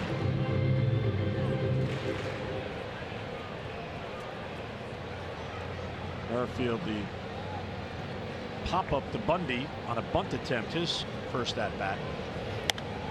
Popped it up, back of the plate. Yeah, he better get some help. Front of the plate. Now in back of the plate. And high sky, and Caleb does a nice job. Well, Caleb sticks with it Where for were you the first guys? out. Don't forget about the 2017 All-Star Game voting. It is underway at Orioles.com/vote-orange. Now, if you vote 5 times for the chance to win an autographed All-Star jersey and vote 20 times to receive a buy one, get one ticket offer for the Ranger Series in July. Vote early, vote often, vote orange. Visit Orioles.com/vote orange today. Jones will get a lot of support, so will Manny. Here's Alex Gordon, who walked on a 12-pitch at bat his first time up. First ball swings this time and fouls it off. There's a fan looking for a baseball in the fountains, and that seems to be. Where is it? Where is it? Yeah, saying scuba gear.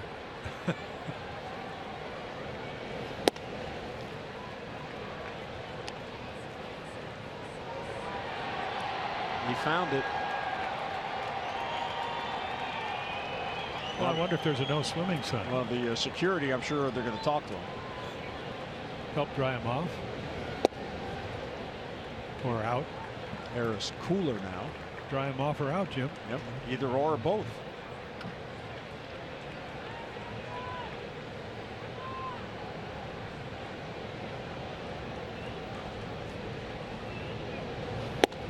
There's ball 3. So Bundy having troubles with Alex Gordon. Well, again, you know it's a close game. I think, you know, the Moss home run kind of maybe scared him a little bit. And, you know, again, maybe you don't have your best fastball because that's what you got in trouble in the first.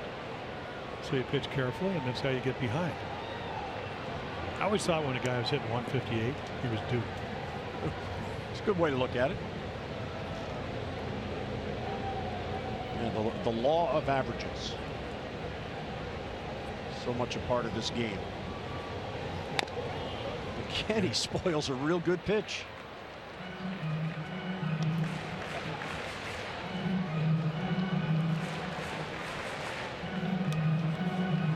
The Royals tonight are trying for what would be a historic win for the franchise.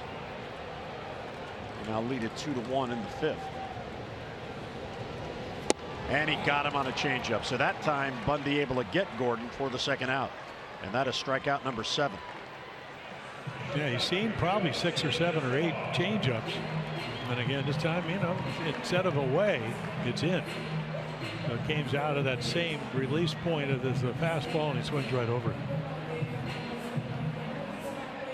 7 strikeouts.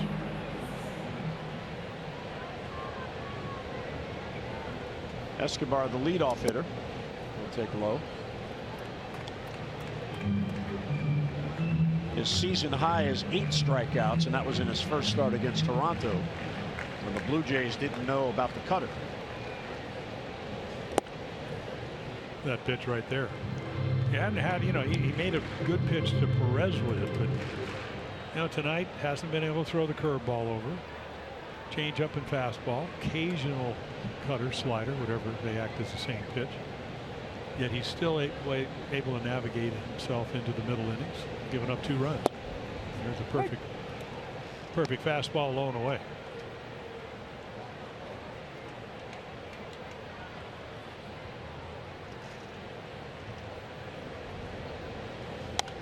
Bundy's allowed only 3 hits. 1 has left the ballpark to give Kansas City the lead.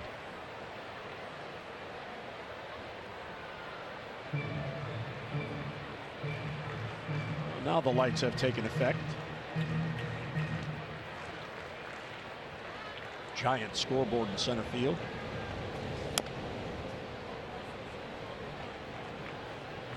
Bundy's out there wiping his brow thinking, what do I have to do? Foul ball after foul ball.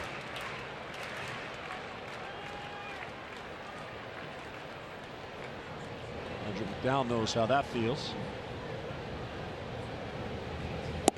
All 3 wouldn't chase.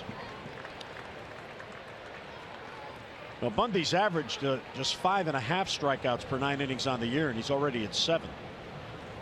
But his walks are also down. He's walking just over 2 per game. Again, he's got a piece to stay alive. Yeah, and it's a perfect changeup. 3-2 down and away.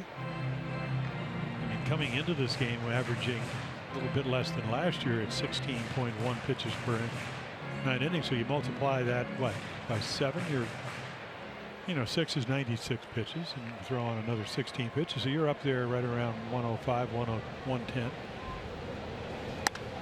Fly ball to right. That'll chase Gentry, but in this ballpark, he has a play. And he has it for the out. So following the home run, 3 in a row retired. We're through 5 in Kansas City, 2-1 Royals.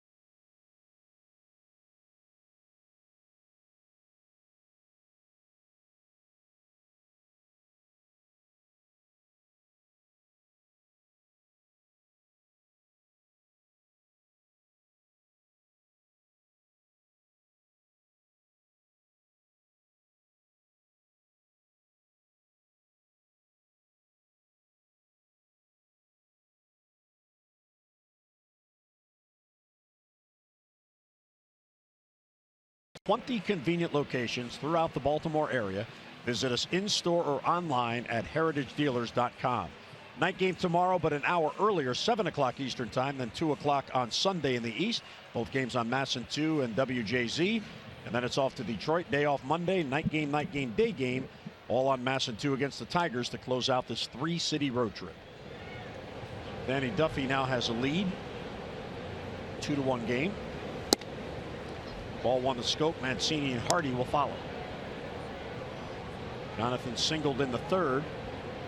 He's now hitting 4 straight games. Yeah, right back up the middle. Breaking balls in there, 1-1. Again, as you mentioned, Duffy, he lost 1-0. Mike Clevenger pitched for the Indians, and it's really a hanging curveball. Jan Gomes hit it down the left field line, and then looked like another hanging breaking ball to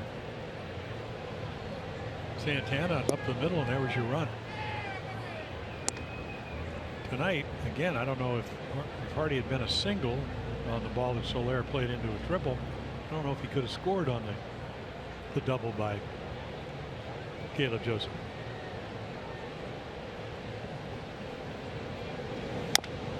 Shot foul, 2-2.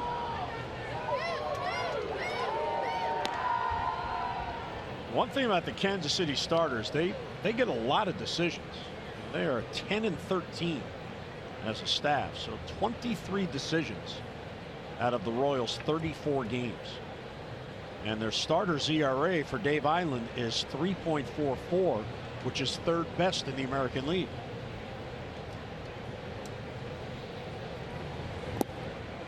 Good check there, 3-2. It really is, and it's kind of what Jonathan told you. You know, how do they try to pitch you? And what did he say? Up, soft down and in, or soft down and away. Third time you've had a chance to see Danny Duffy in one night. So you got a pretty good idea. I mean, he's got a good changeup. Fastball's come down a couple of miles per hour since the first inning. You can see a little bit better this time of the night. And he got him. Yep. And you swing on the arm speed. To have a good changeup, you have to really sell it. So how do you do that? Put the ball back in your hand, turn it over a little bit. And again, he reads same arm speed as a fastball. And there's about 10, 11, 12 miles per hour difference in the velocity. For Duffy, number 4, he averages 6 per game. There's Trey Mancini, 1 out of 2. Mancini is now 11 for his last 22. Batting average at .301, 1 for 2 tonight, so he's above 300.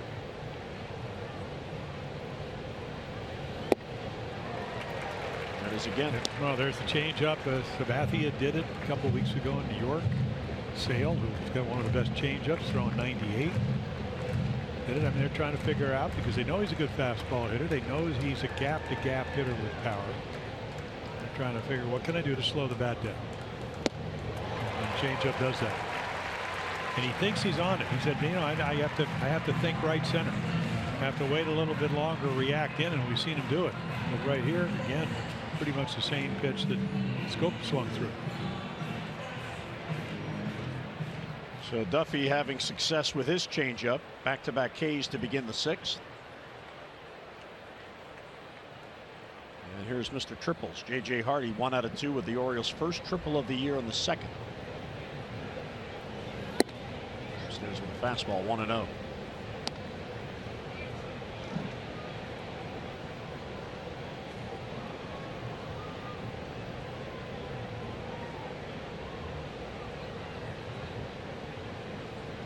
Quick pitch that time.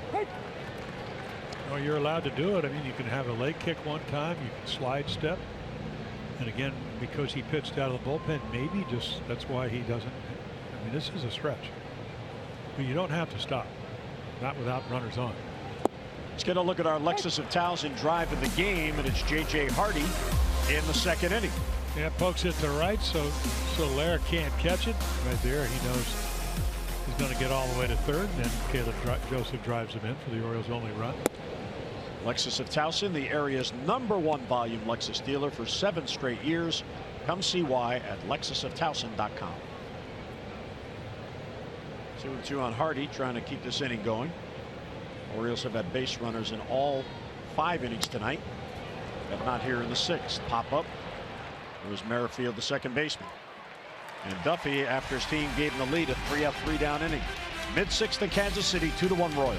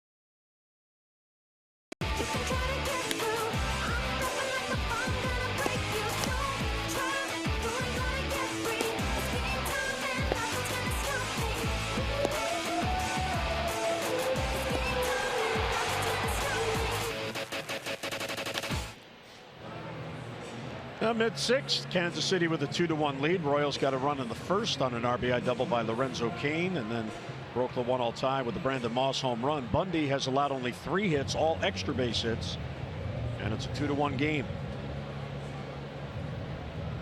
Higher pitch count than he would like because of all the foul balls. Yeah, really only the 1 walk, and that was a leadoff walk to Gordon after he had fouled off, what, 11 or 12? It was 12 pitch at bat.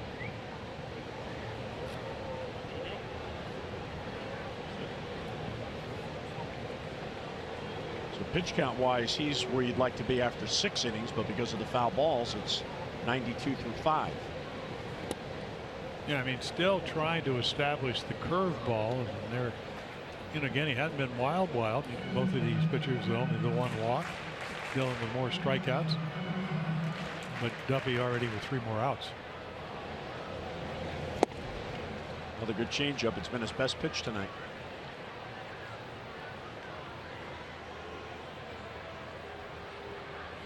Stock has doubled, and he scored in the first.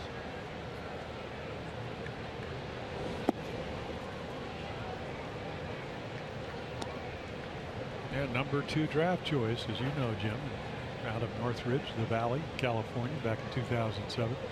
Still remember, they described him as the best high school hitter available that year. There's a good slider, fastball count. Got $4 million to sign, and then slowly but surely learned how to hit at this level. One year it was, I'm going to hit a lot of balls to left, and then he realized he could hit a lot of home runs. Foul in the stands. Well, last year he had career highs in home runs with 22, RBIs with 82, and hits with 156. Now 28 years old.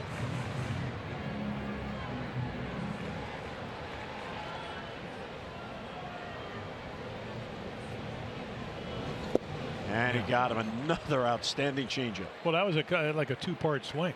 He got out there trying to cover the outside corner, and then realized, oh no, what's this changeup break down in the way? I got to kind of just wave at it, trying to flick it foul. So again, this is adjusting. The double he talked about early was a fastball inside middle, and he tries to stay out of the zone, and he's been able to do it. Fastball up high to Lorenzo Cain. You talk about the 3 hits. They're all fastballs. They're almost all thigh high. The double to Cain, down and in. Moss home run, down and in. The same with Moustakas. 100 pitches now as he works here in the 6th.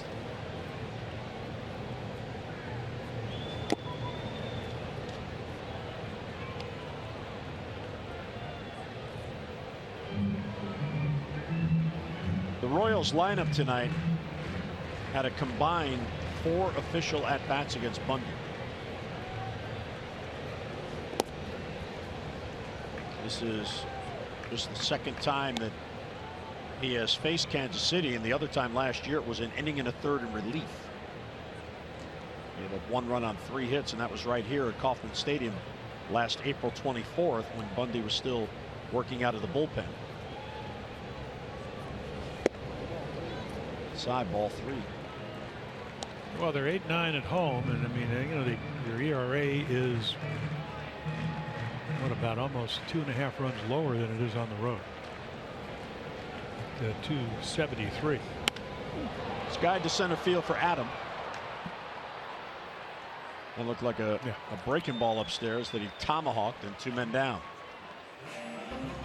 Up at Sarasota, Florida, spring home of the Orioles, is also a destination for culinary adventure, from fresh local seafood to an eclectic array of world-class cuisine. Savor the flavors of Sarasota Restaurant Week, going on now June 1st to the 14th.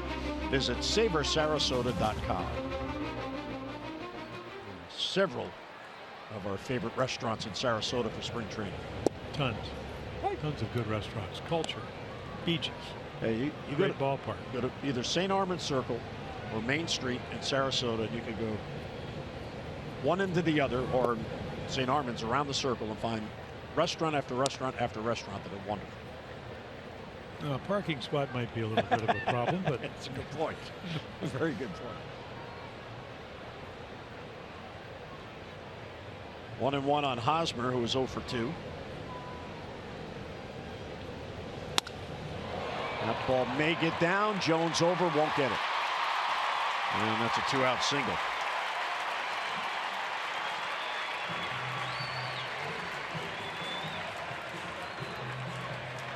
So Hosmer 1 out of 3, scoped through behind him there. Yeah, you'll take a soft single. He had 25 home runs last year. Home runs are, and again, a free agent year. Home runs are a little bit hard to find so far, but as we mentioned, came in hitting over 400 in the month of May with 2 of his 3 home runs. Salvador Perez struck out and lined out.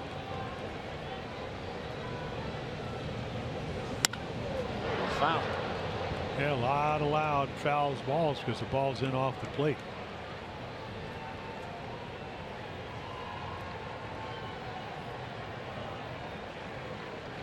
Nothing in one on Perez.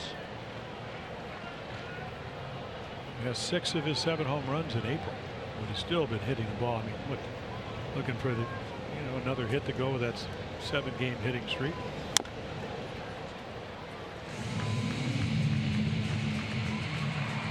Del Muno now getting loose. I was looking at the signing bonus, which everybody, Moustakas gets $4 million. Number 2 draft pick, $65,000 for a guy that's won 4 straight Gold Gloves. I think it behooves you to scout in Latin America.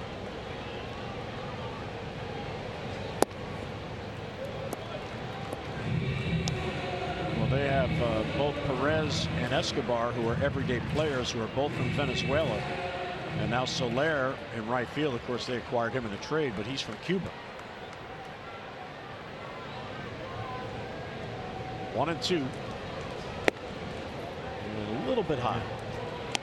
At the corner, but upstairs. Yeah, he did get away with a hanging breaking ball to Kane. It kind of fooled him.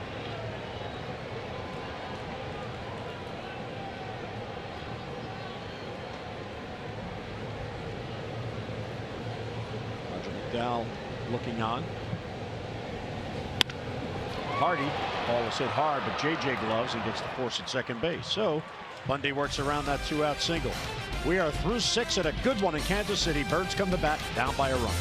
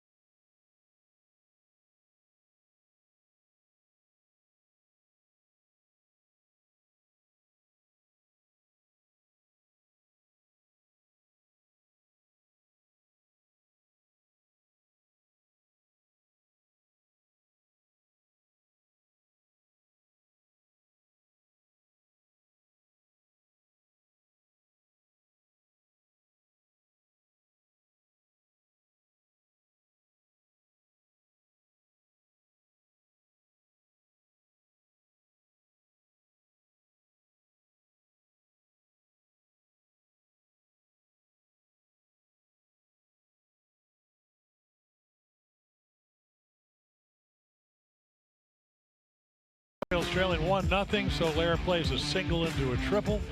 Caleb Joseph will whack one to deep left center field for a double.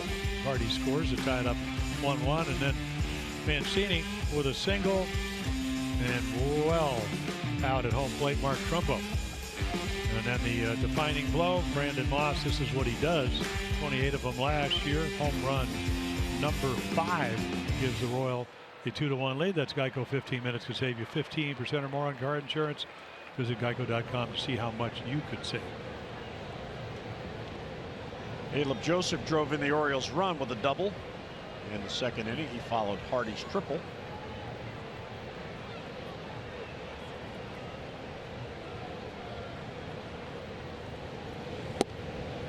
And a strike on the corner. Oh, nice mix as we Minor on the left, the lefty, and then Peter Moylan back in the big leagues.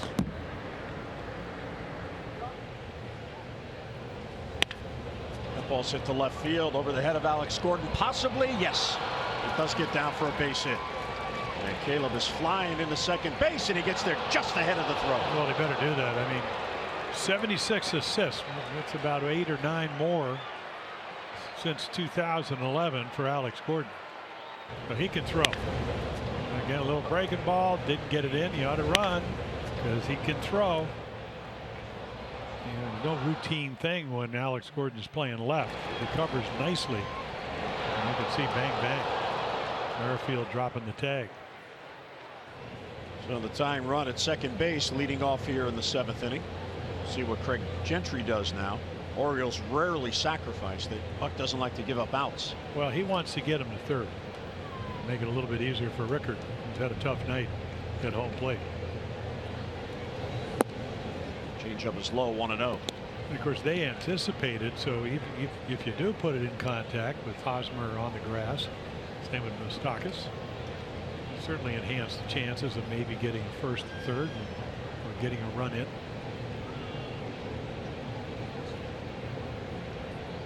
A 1-0 on Gentry with Rickard on deck. Ball 2 inside.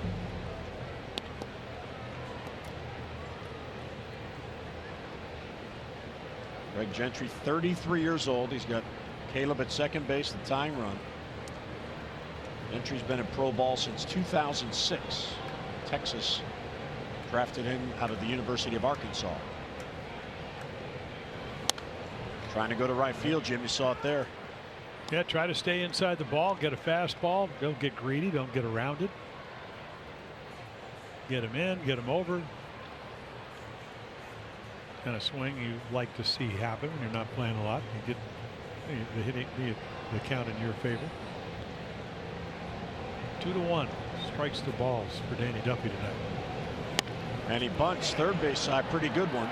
Moustakas will get it to first just in time as Gentry flies down the line. So that will be a sacrifice. And the tying run is at third with one down. Yeah, one shot to right field and then lays down a bunt. So again, you talked about the little things that Craig Gentry can do for your club. And again, gets it down, gets him over. So the tying run, Caleb at third for Joey Rickard. And again, the Royals against Rickard are going to bring the infield up close, try to cut off this run. Outside, ball 1. Moustakas, Escobar, Merrifield, and Hosmer third to first. And you see Kane in center field shading Rickard to hit it the other way. And that one gets away from Perez. Here comes Caleb Joseph, and we are tied. So getting the runner to third pays dividends for the O's as Joseph comes in, and it's a 2-2 game. Well, you just never know. And again, the bunt by Gentry sets this all up. Breaking ball, it's going to bounce. 4-time Gold Glover. And he doesn't do a very good job of knocking it down. I'm not saying it's an easy play, but boy, you know what's on the line here. The tying run. And that'll be a wild pitch, allowing the run to come in. So a little ball for the O's. Joey shows bunt, and he takes a strike. That's 1-2. A double. Ball was smoked by Caleb, who has 2 hits in this game, both doubles. Goes to third on the sacrifice and scores on the wild pitch.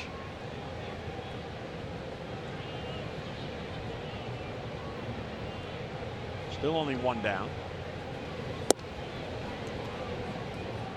I'll take a look again. You want to trust your catcher. Breaking ball. There's the Gentry bunt that gets him over, and then of course the curveball that he doesn't block, that gets the run in. That got the runner to third, and Rickard down on strikes. Yeah, one of the few nights that I have seen Joey Rickard. We'll take another look at it again.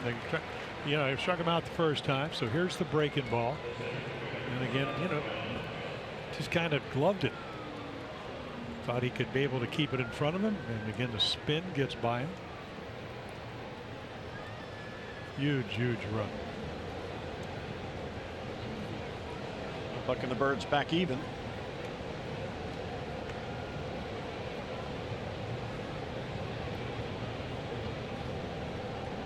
Here's Adam Jones, who is 1 out of 3. Didn't mean the swing. Chopper toward short. Escobar will get it to first to retire Adam Jones.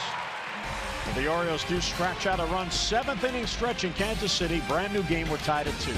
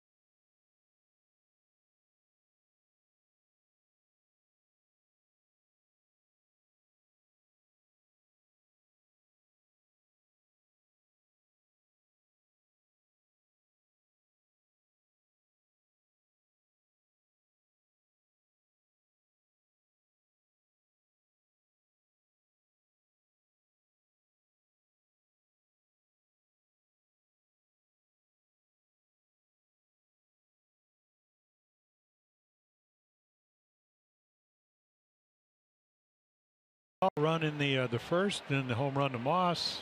Only the one walk. That was to Alex Gordon. Again, 2-to-1 pitching ratio.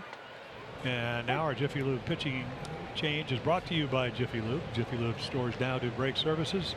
Stop in and let Jiffy Lube perform a free, not three, but a free brake inspection today.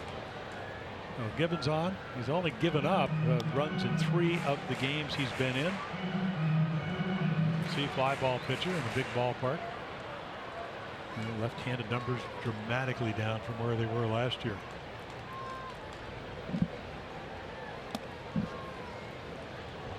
He's been pitching very well, and he's been pitching quite a bit. Joaquin Soria getting loose now. Kansas City, very unusual roster makeup. 3-man bench, 9-man bullpen for this game tonight. Gibbons last worked on Wednesday, a scoreless inning in Washington before the Nationals came back and rallied on Asher and Brock. He's only allowed runs in 1 of his last 7 outings. Popped up off the bat of Soler. Gentry calls off Scope, and 1 down.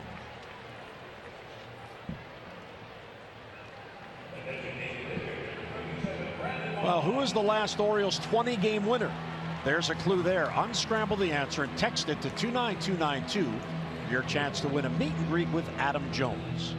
University of Maryland University College Trivia Scramble continues. All brought to you by the University of Maryland University College. And a little hint, wasn't born here in Kansas City, but lives here. That's right. Now, I've been down the hall for about a week. Are we allowed to give hints? I don't know. In the trivia? I've been gone for 6 days.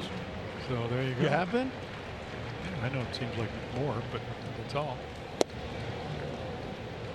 And there's the good fastball and a fastball count. Well, I mean, that's really, you got to know geography. And Orioles history. Yeah.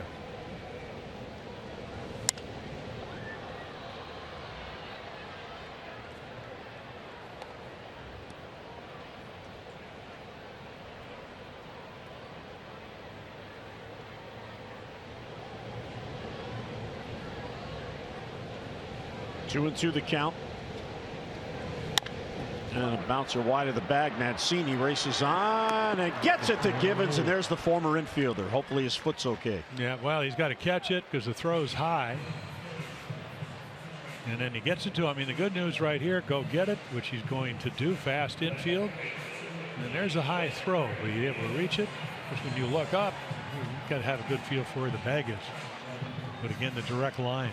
You know, sometimes, you know, you want to kind of run along the first base line, but sometimes you just have to go directly to it. Moss doesn't run that well, so relatively easy play.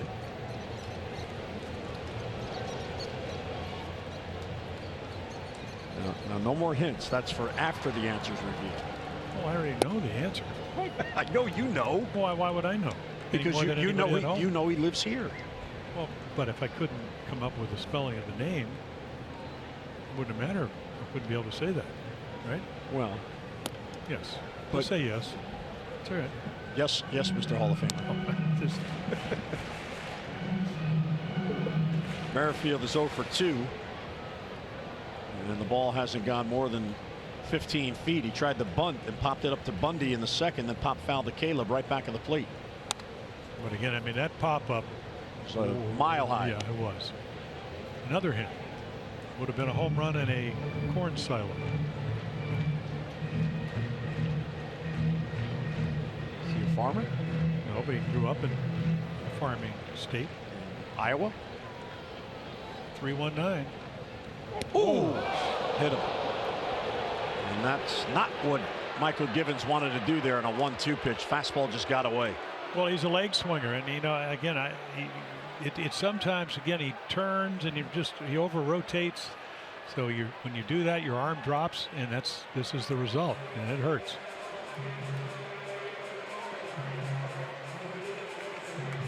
Caleb, I mean, no chance of catching it behind the plate.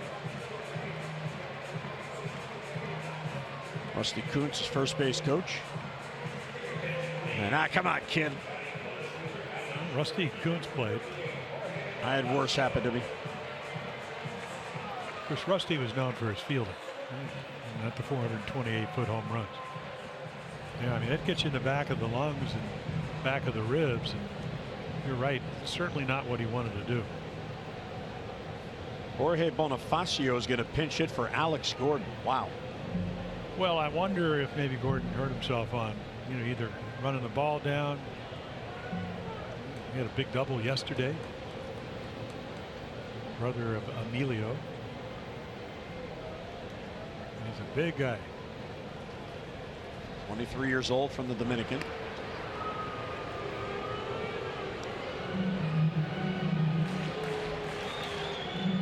Bonifacio, he signed when he was 16 years old back in 2009. 728 games in 7 minor league seasons. And finally here as a rookie.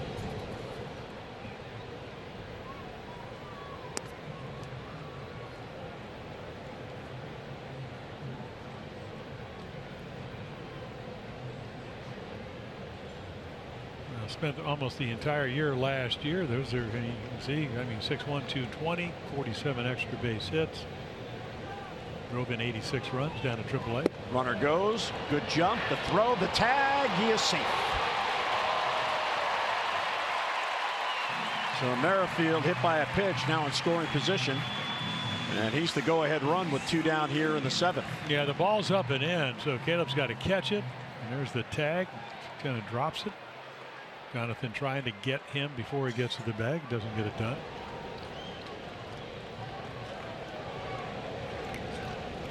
Will Little has been in perfect position to make these calls at second base tonight. Ball and a strike on Bonifacio. Started yesterday in Tampa.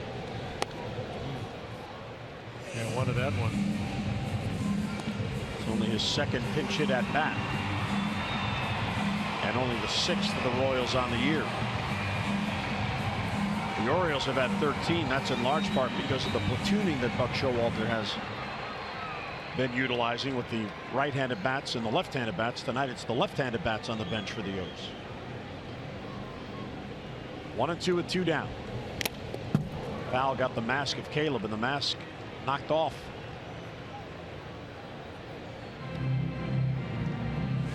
Tries to throw a fastball by him.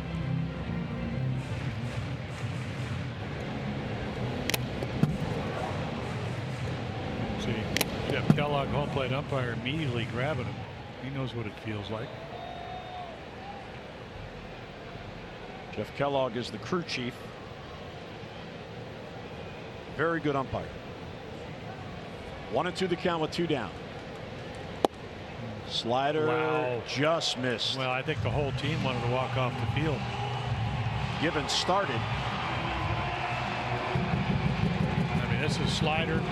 Certainly has plenty of the plate. Nicely caught. I thought Bonifacio was bigger, but he's 6'1". You can see maybe a shade low from that perspective.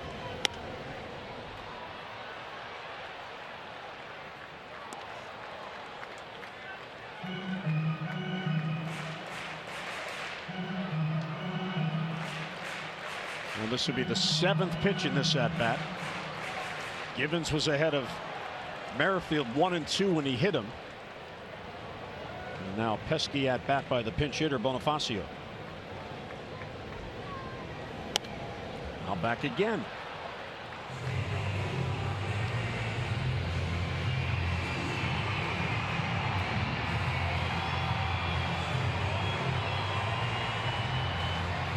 Showalter got 6 solid innings out of Dylan Bundy, an 8th consecutive quality start. Count holding 2-2 on Bonifacio. Ball 3.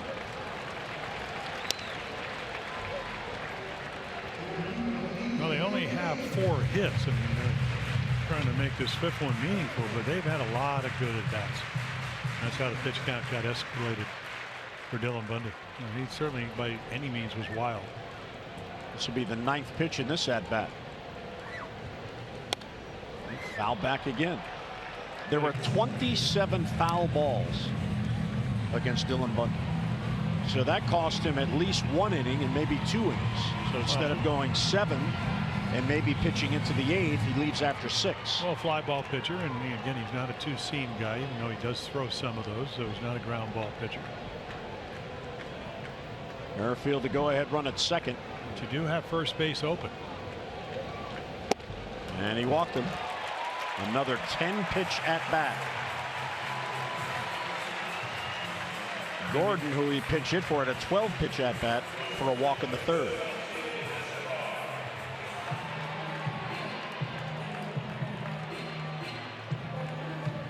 Roger McDowell out for a chat. Not just making sure that he knows how he wants to pitch to Escobar.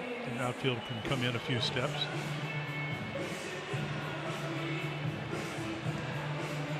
Fidel Nuno getting loose again.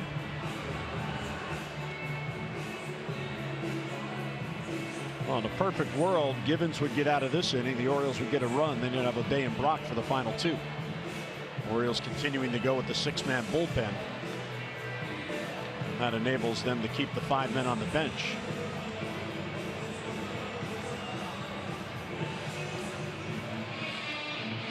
Dan Duquette has brought in so many optionable pieces that the Orioles have been able to really utilize the 6-man bullpen almost as if it's a 7-man bullpen. When someone gets overextended, the most recent was Logan Barrett, who got a win. He goes back for 10 days. And he's done that twice. Here's Escobar. Ball 1 outside with a slider. Yeah, for Michael Givens, it seems to me that, again, maybe the commands, not about velocity, but maybe not making the quality pitches that, he's been out pitching pretty well. Not as consistent over the last maybe 3, 4, 5 appearances. There's a chopper. Tough play, and Givens smartly let it go foul. He had every intention of catching it until he realized that he had no chance of. See how quick he is. Converted infield. Spin's going to make it go foul.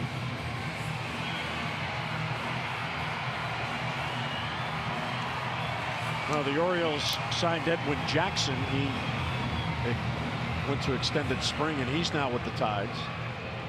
And their closer, Jimmy Yacobonis, still has not yet allowed a run all year.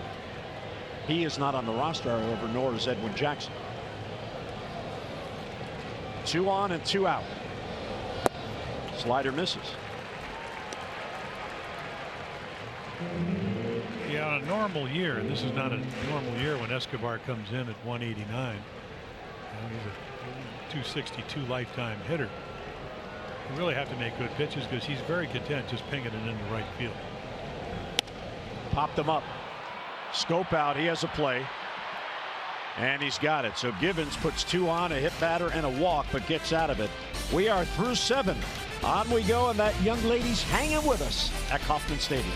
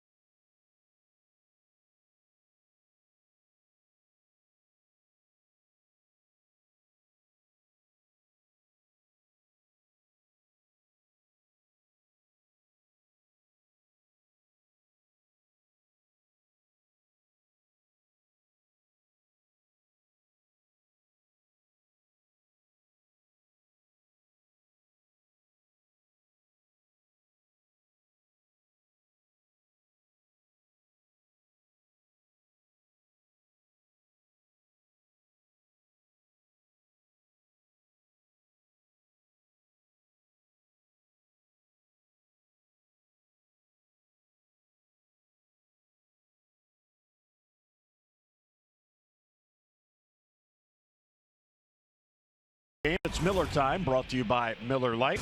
Well, let's go back to the Oriole seventh inning as they were able to manufacture a run, double by Joseph, then the bunt. And with Joey Rickard batting, swing and a miss, and the wild pitch allows Caleb Joseph to come in with the tying run. So it is a 2-2 game as we go to the eighth. Both pitchers who started the game, no decisions, and Duffy, his night is done after 7. Yeah, and they both pitched really well. Again, Duffy, gets a single plate into a triple. He gets the wild pitch. So the Orioles eke out a couple of runs. Soria will come in now. He has pitched well for him. Second tour of duty. All the way back 2007. He was their closer, 42, 30, 43. Then off to Texas, Detroit, Pittsburgh, and then back to Kansas City. Bonifacio pinch hit for Gordon, stays in the game and left. Here's Manny Machado leading off. Ball 1 low. And he's got all the pitches. I mean, Oma has, used to throw a lot harder than he does now. Fastball 90, 91, 92. Curveball, slider, good changeup.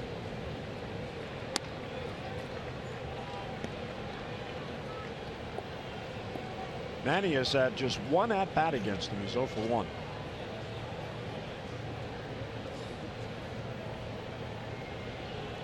I may be wrong. Manny's going to maybe look fastball out over the plate. Actually at the knees.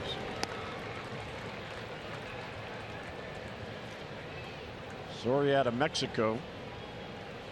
Seems like he's been around forever, but he's still only 32 years old. Ball 3. Yeah, a little slider. Real patient at bat here for Manny. Oh, that's the difficulty. You come in, you're facing the heart of the lineup. 1 pitch, tie ball game, can make the difference. Guy that hit 37 home runs. Bounce to third. Moustakas to his left, the glove side. He's got it. And 1 away here in the 8th. For every Orioles walk, CareFirst Blue Cross Blue Shield will contribute $50 to support the American Diabetes Association. The Orioles have drawn 93 walks for a total of $4,650. CareFirst Blue Cross Blue Shield encourages each of us to take that first step towards a healthier and a more active lifestyle. Mark Trumbo now, he is 1 out of 2 plus a walk.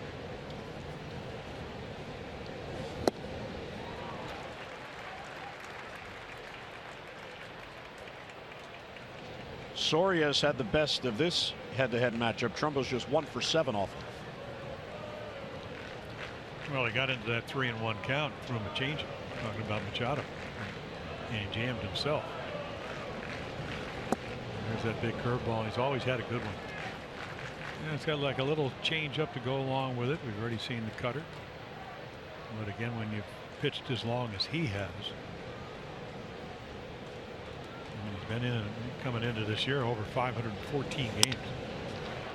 Escobar hadn't played there perfectly. 2 down. So back-to-back groundouts and 2 away. Orioles baseball on MASN is brought to you by Ocean City. Put your vacation days to good use in Ocean City. Book now at ococean.com. And by American Standard Heating and Air. Go to midatlanticcomfort.com for special offers and to find a dealer near you. Beautiful night for baseball here in Kansas City. Supposed to be in the mid-80s the next 2 days. There's Jonathan Scope. Take ball 1. Jonathan singled in the 3rd inning. Batting average at .306.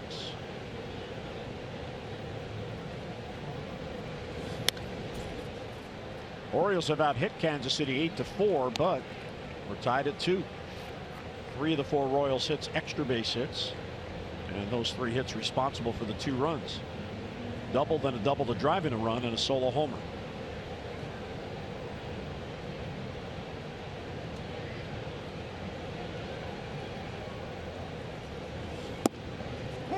Strike. Jonathan thought it was low. Well, Soria with the Tommy John surgery, he used to throw a little bit harder. It's just there's that. Yeah, it looks like almost like a little cut fastball, something just to get a little more movement.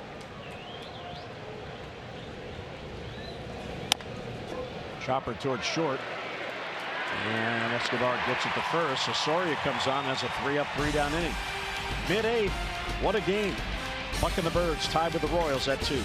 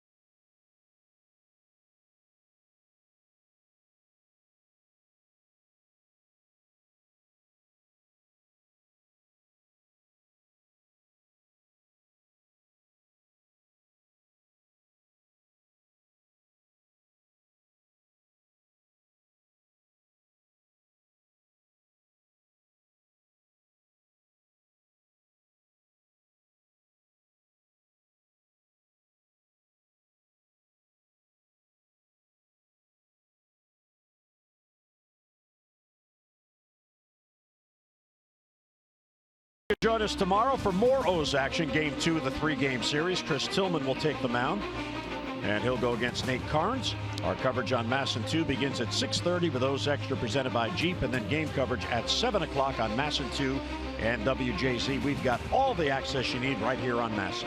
Yeah, so Tillman, second start after coming off the DL, and then Nate Carnes saw a number in May. We are in the month of May, 7-1 lifetime with an ERA of 2.72.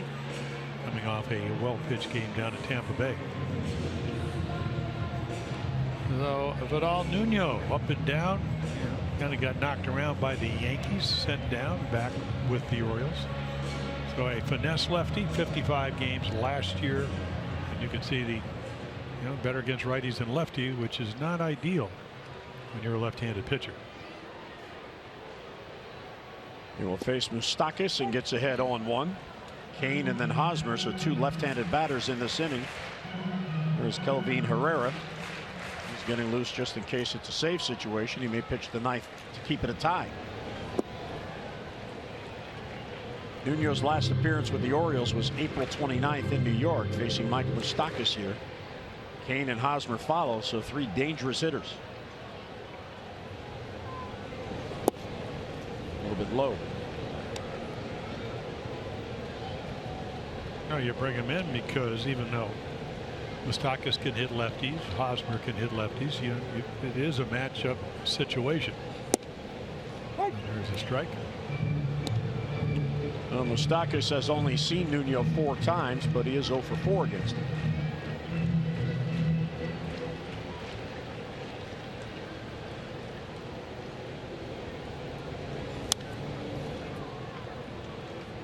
And with 6 relievers, they all have to be ready to contribute. So Nuno, who was up in the 6th inning before Bundy got out of that jam, comes on in the 8th.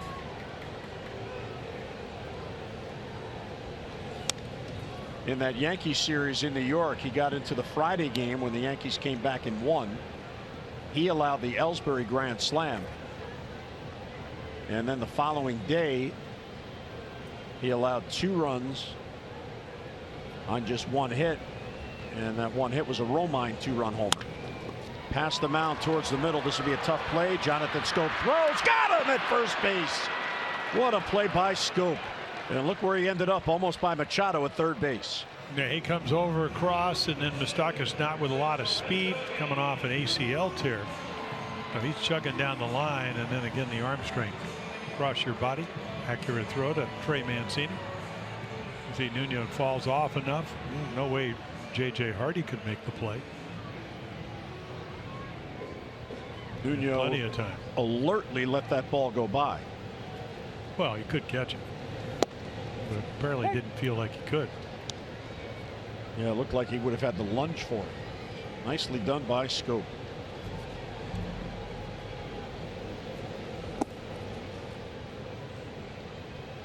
Hosmer has been very patient this year. He's already drawn 20 walks. Excuse me, Lorenzo Cain. Hosmer's on deck. Cain has drawn 20 walks, and his career high is 37 set last year. So here he is in game 35, and he's only 17 away from his career high.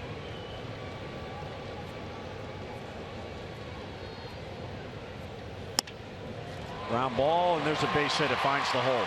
Go ahead run is on here in the 8th, and with good speed and stolen base ability.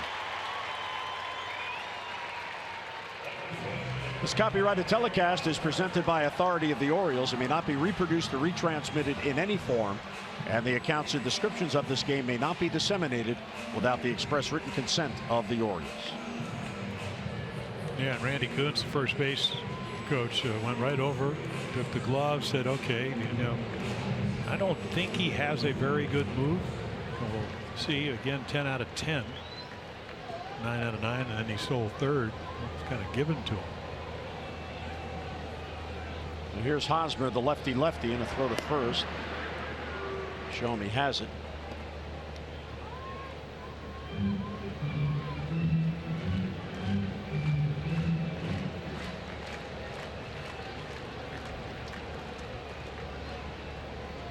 Another throw to first. Yeah, real hard to get much on it, but you do keep them closer. This year against Nuno, there's been one steal in the only attempt against him.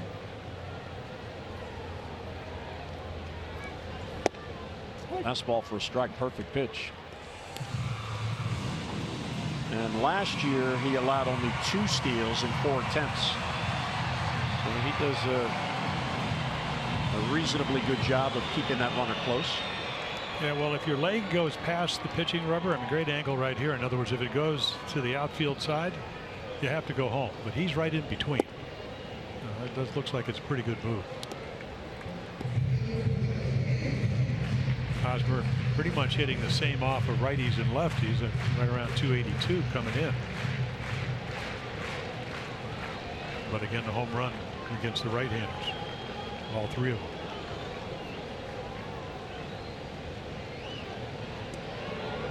Time he had Cain leaning a little bit. Well, veteran pitcher.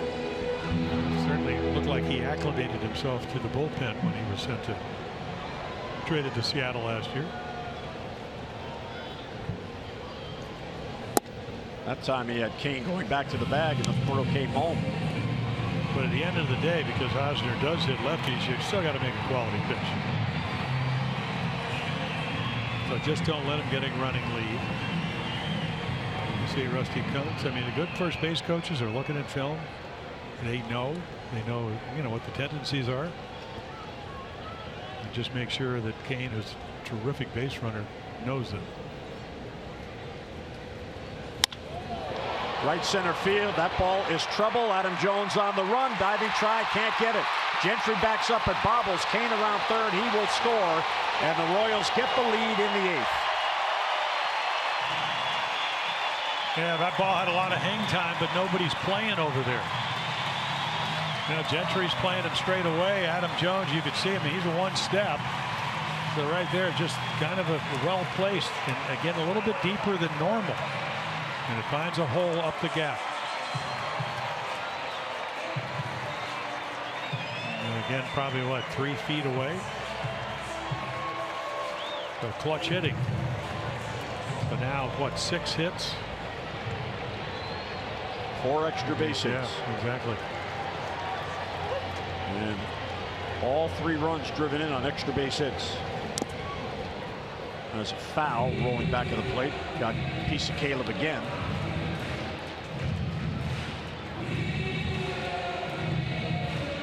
Perez can relate to that. That's a big insurance run out there at second base. The Orioles in the 9th. Mancini, Hardy, and Joseph are due up. There are left-handed bats available on the bench against Herrera. It's a short fly ball. That ball is trouble, and it falls in for a base hit. Hosmer's being set.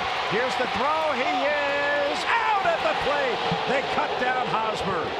What a tag by Caleb Joseph. Yeah, nice throw by Joey Rickard, too. And again, two balls that just kind of find a seam in the Oriole defense. One scores the run, and this one looks like it may do it another. Again, it's a jam shot. It gives you the little fake, but again, Hosmer's already running. Look at this throw. One hop, very much like Alex Gordon did to throw out Trumbo earlier in the game. Nice tag. You could see Hosmer try to get around him. And then Jeff Kellogg right there, taking a look, moving with it. Not by much. Tried to reach back with the left hand. They got him on the back before the hand hit the plate. So a big run cut down at the plate. Joey Rickard with a good throw. And Caleb Joseph with a tremendous tag. So they're going to walk Soler to the automatic intentional walk. That'll set up a lefty-lefty matchup with Brandon Moss. Well, you can just see when you get into May what the loss of Zach Britton has meant to this club, because you have to use guys, and it's really, I mean, it's not a derogatory reflection, but Munoz is, one of those guys you want to use in the 4th, 5th, 6th innings, not in the tie ball game on the road in Kansas City. It would be just you would have better pitchers to put out there. And a strike to Moss. And of course, that's why the Orioles were #1 in the American League in bullpen ERA last year. Herrera's the closer for Kansas City.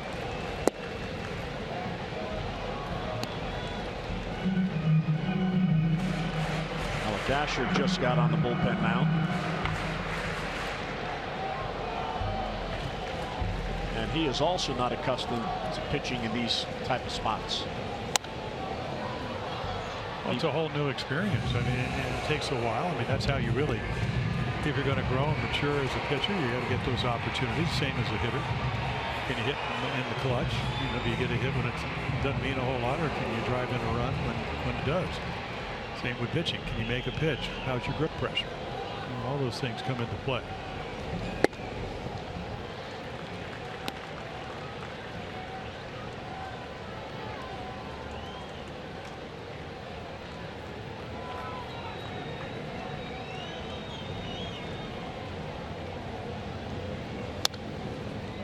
Foul back on the screen. Yeah, I mean, I thought Brad Brock, pretty honest guy. I mean, he's had some success closing games. He said it's just a matter of executing my pitches, which I haven't done on a couple of occasions.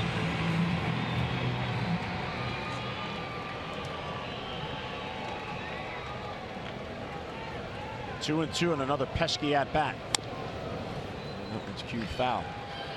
And you can see what Vidal's trying to do. He's just trying to get him to chase a slider, and he keeps fouling him off.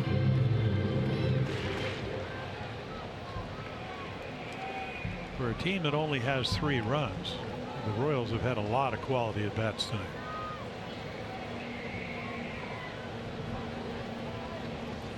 And he finally got him. Real good pitch, and Moss chased it.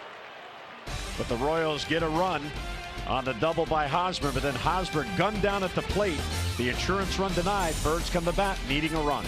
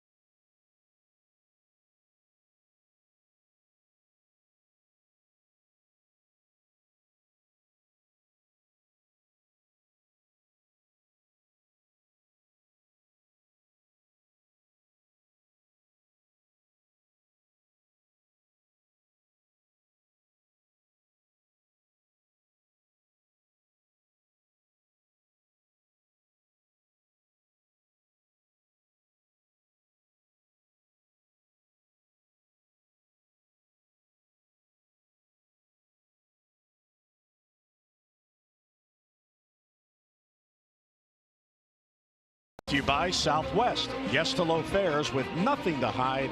That's transparency.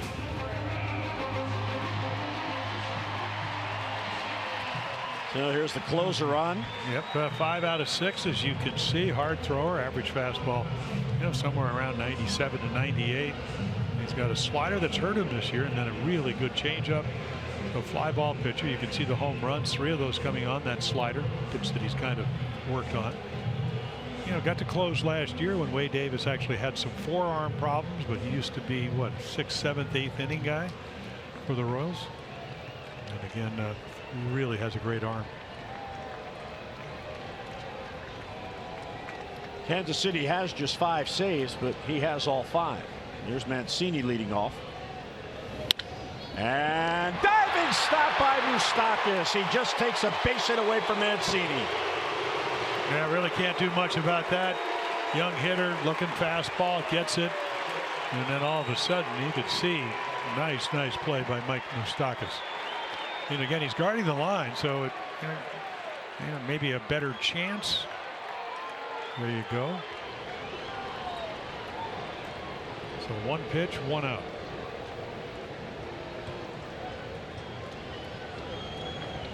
Well, instead of the tying run on leading off, it's an out. Here's J.J. Hardy. Strike.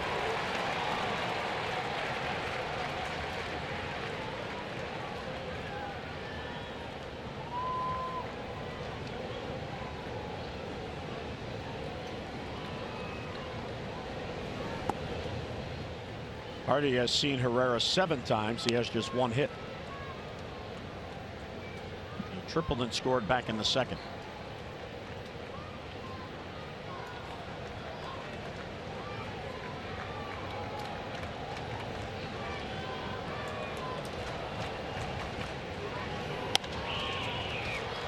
Foul back out of play.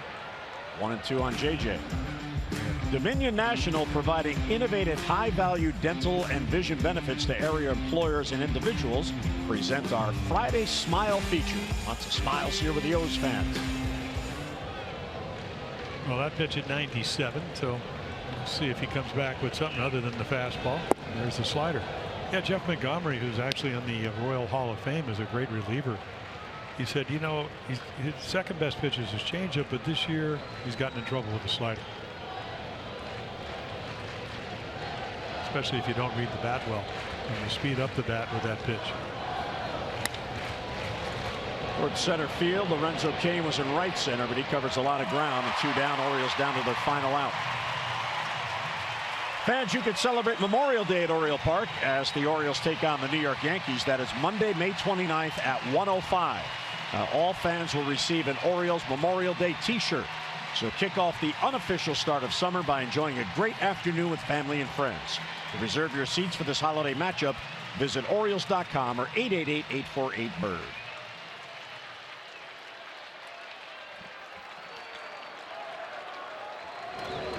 There's Caleb Joseph. Orioles down to their final out. And foul ball.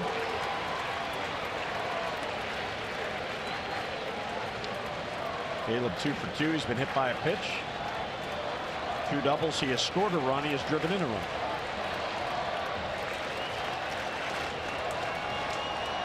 Has had a good night.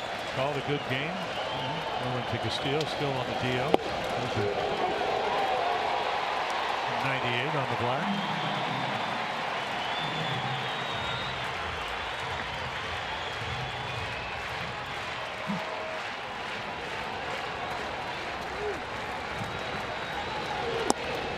And he wouldn't chase 1 and 2. Yeah, it's kind of, you go back, the double he hit off the base of the left field wall on a fastball, the other double on a curveball or a slider from Duffy that stayed up.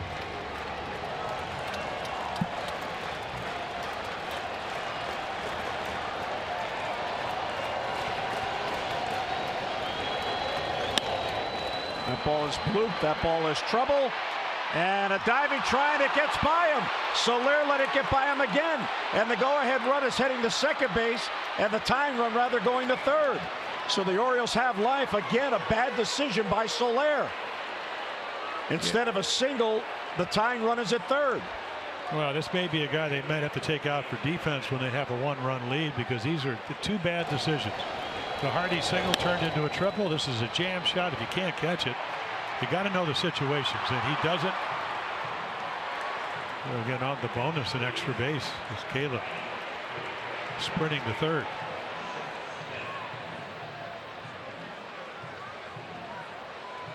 So Soler, good intentions, but very poor decisions twice in this game. We're going to have to get him a walkie-talkie. Wire him up, Jim.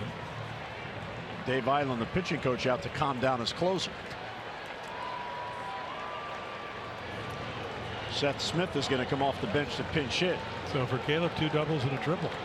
Pretty productive night.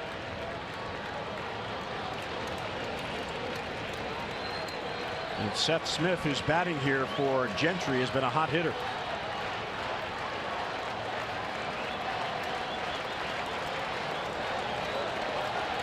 Yeah, they kind of put the shift on. Merrifield out in deep right.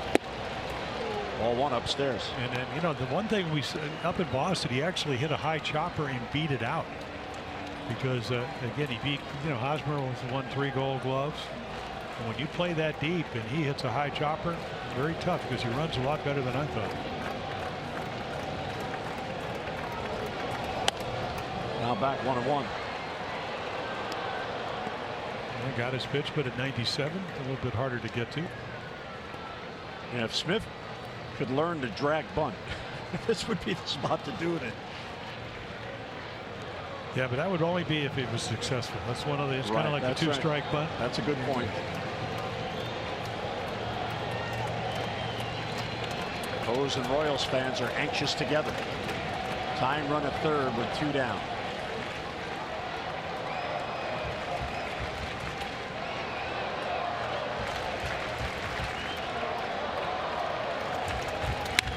Popped him up. Shallow left.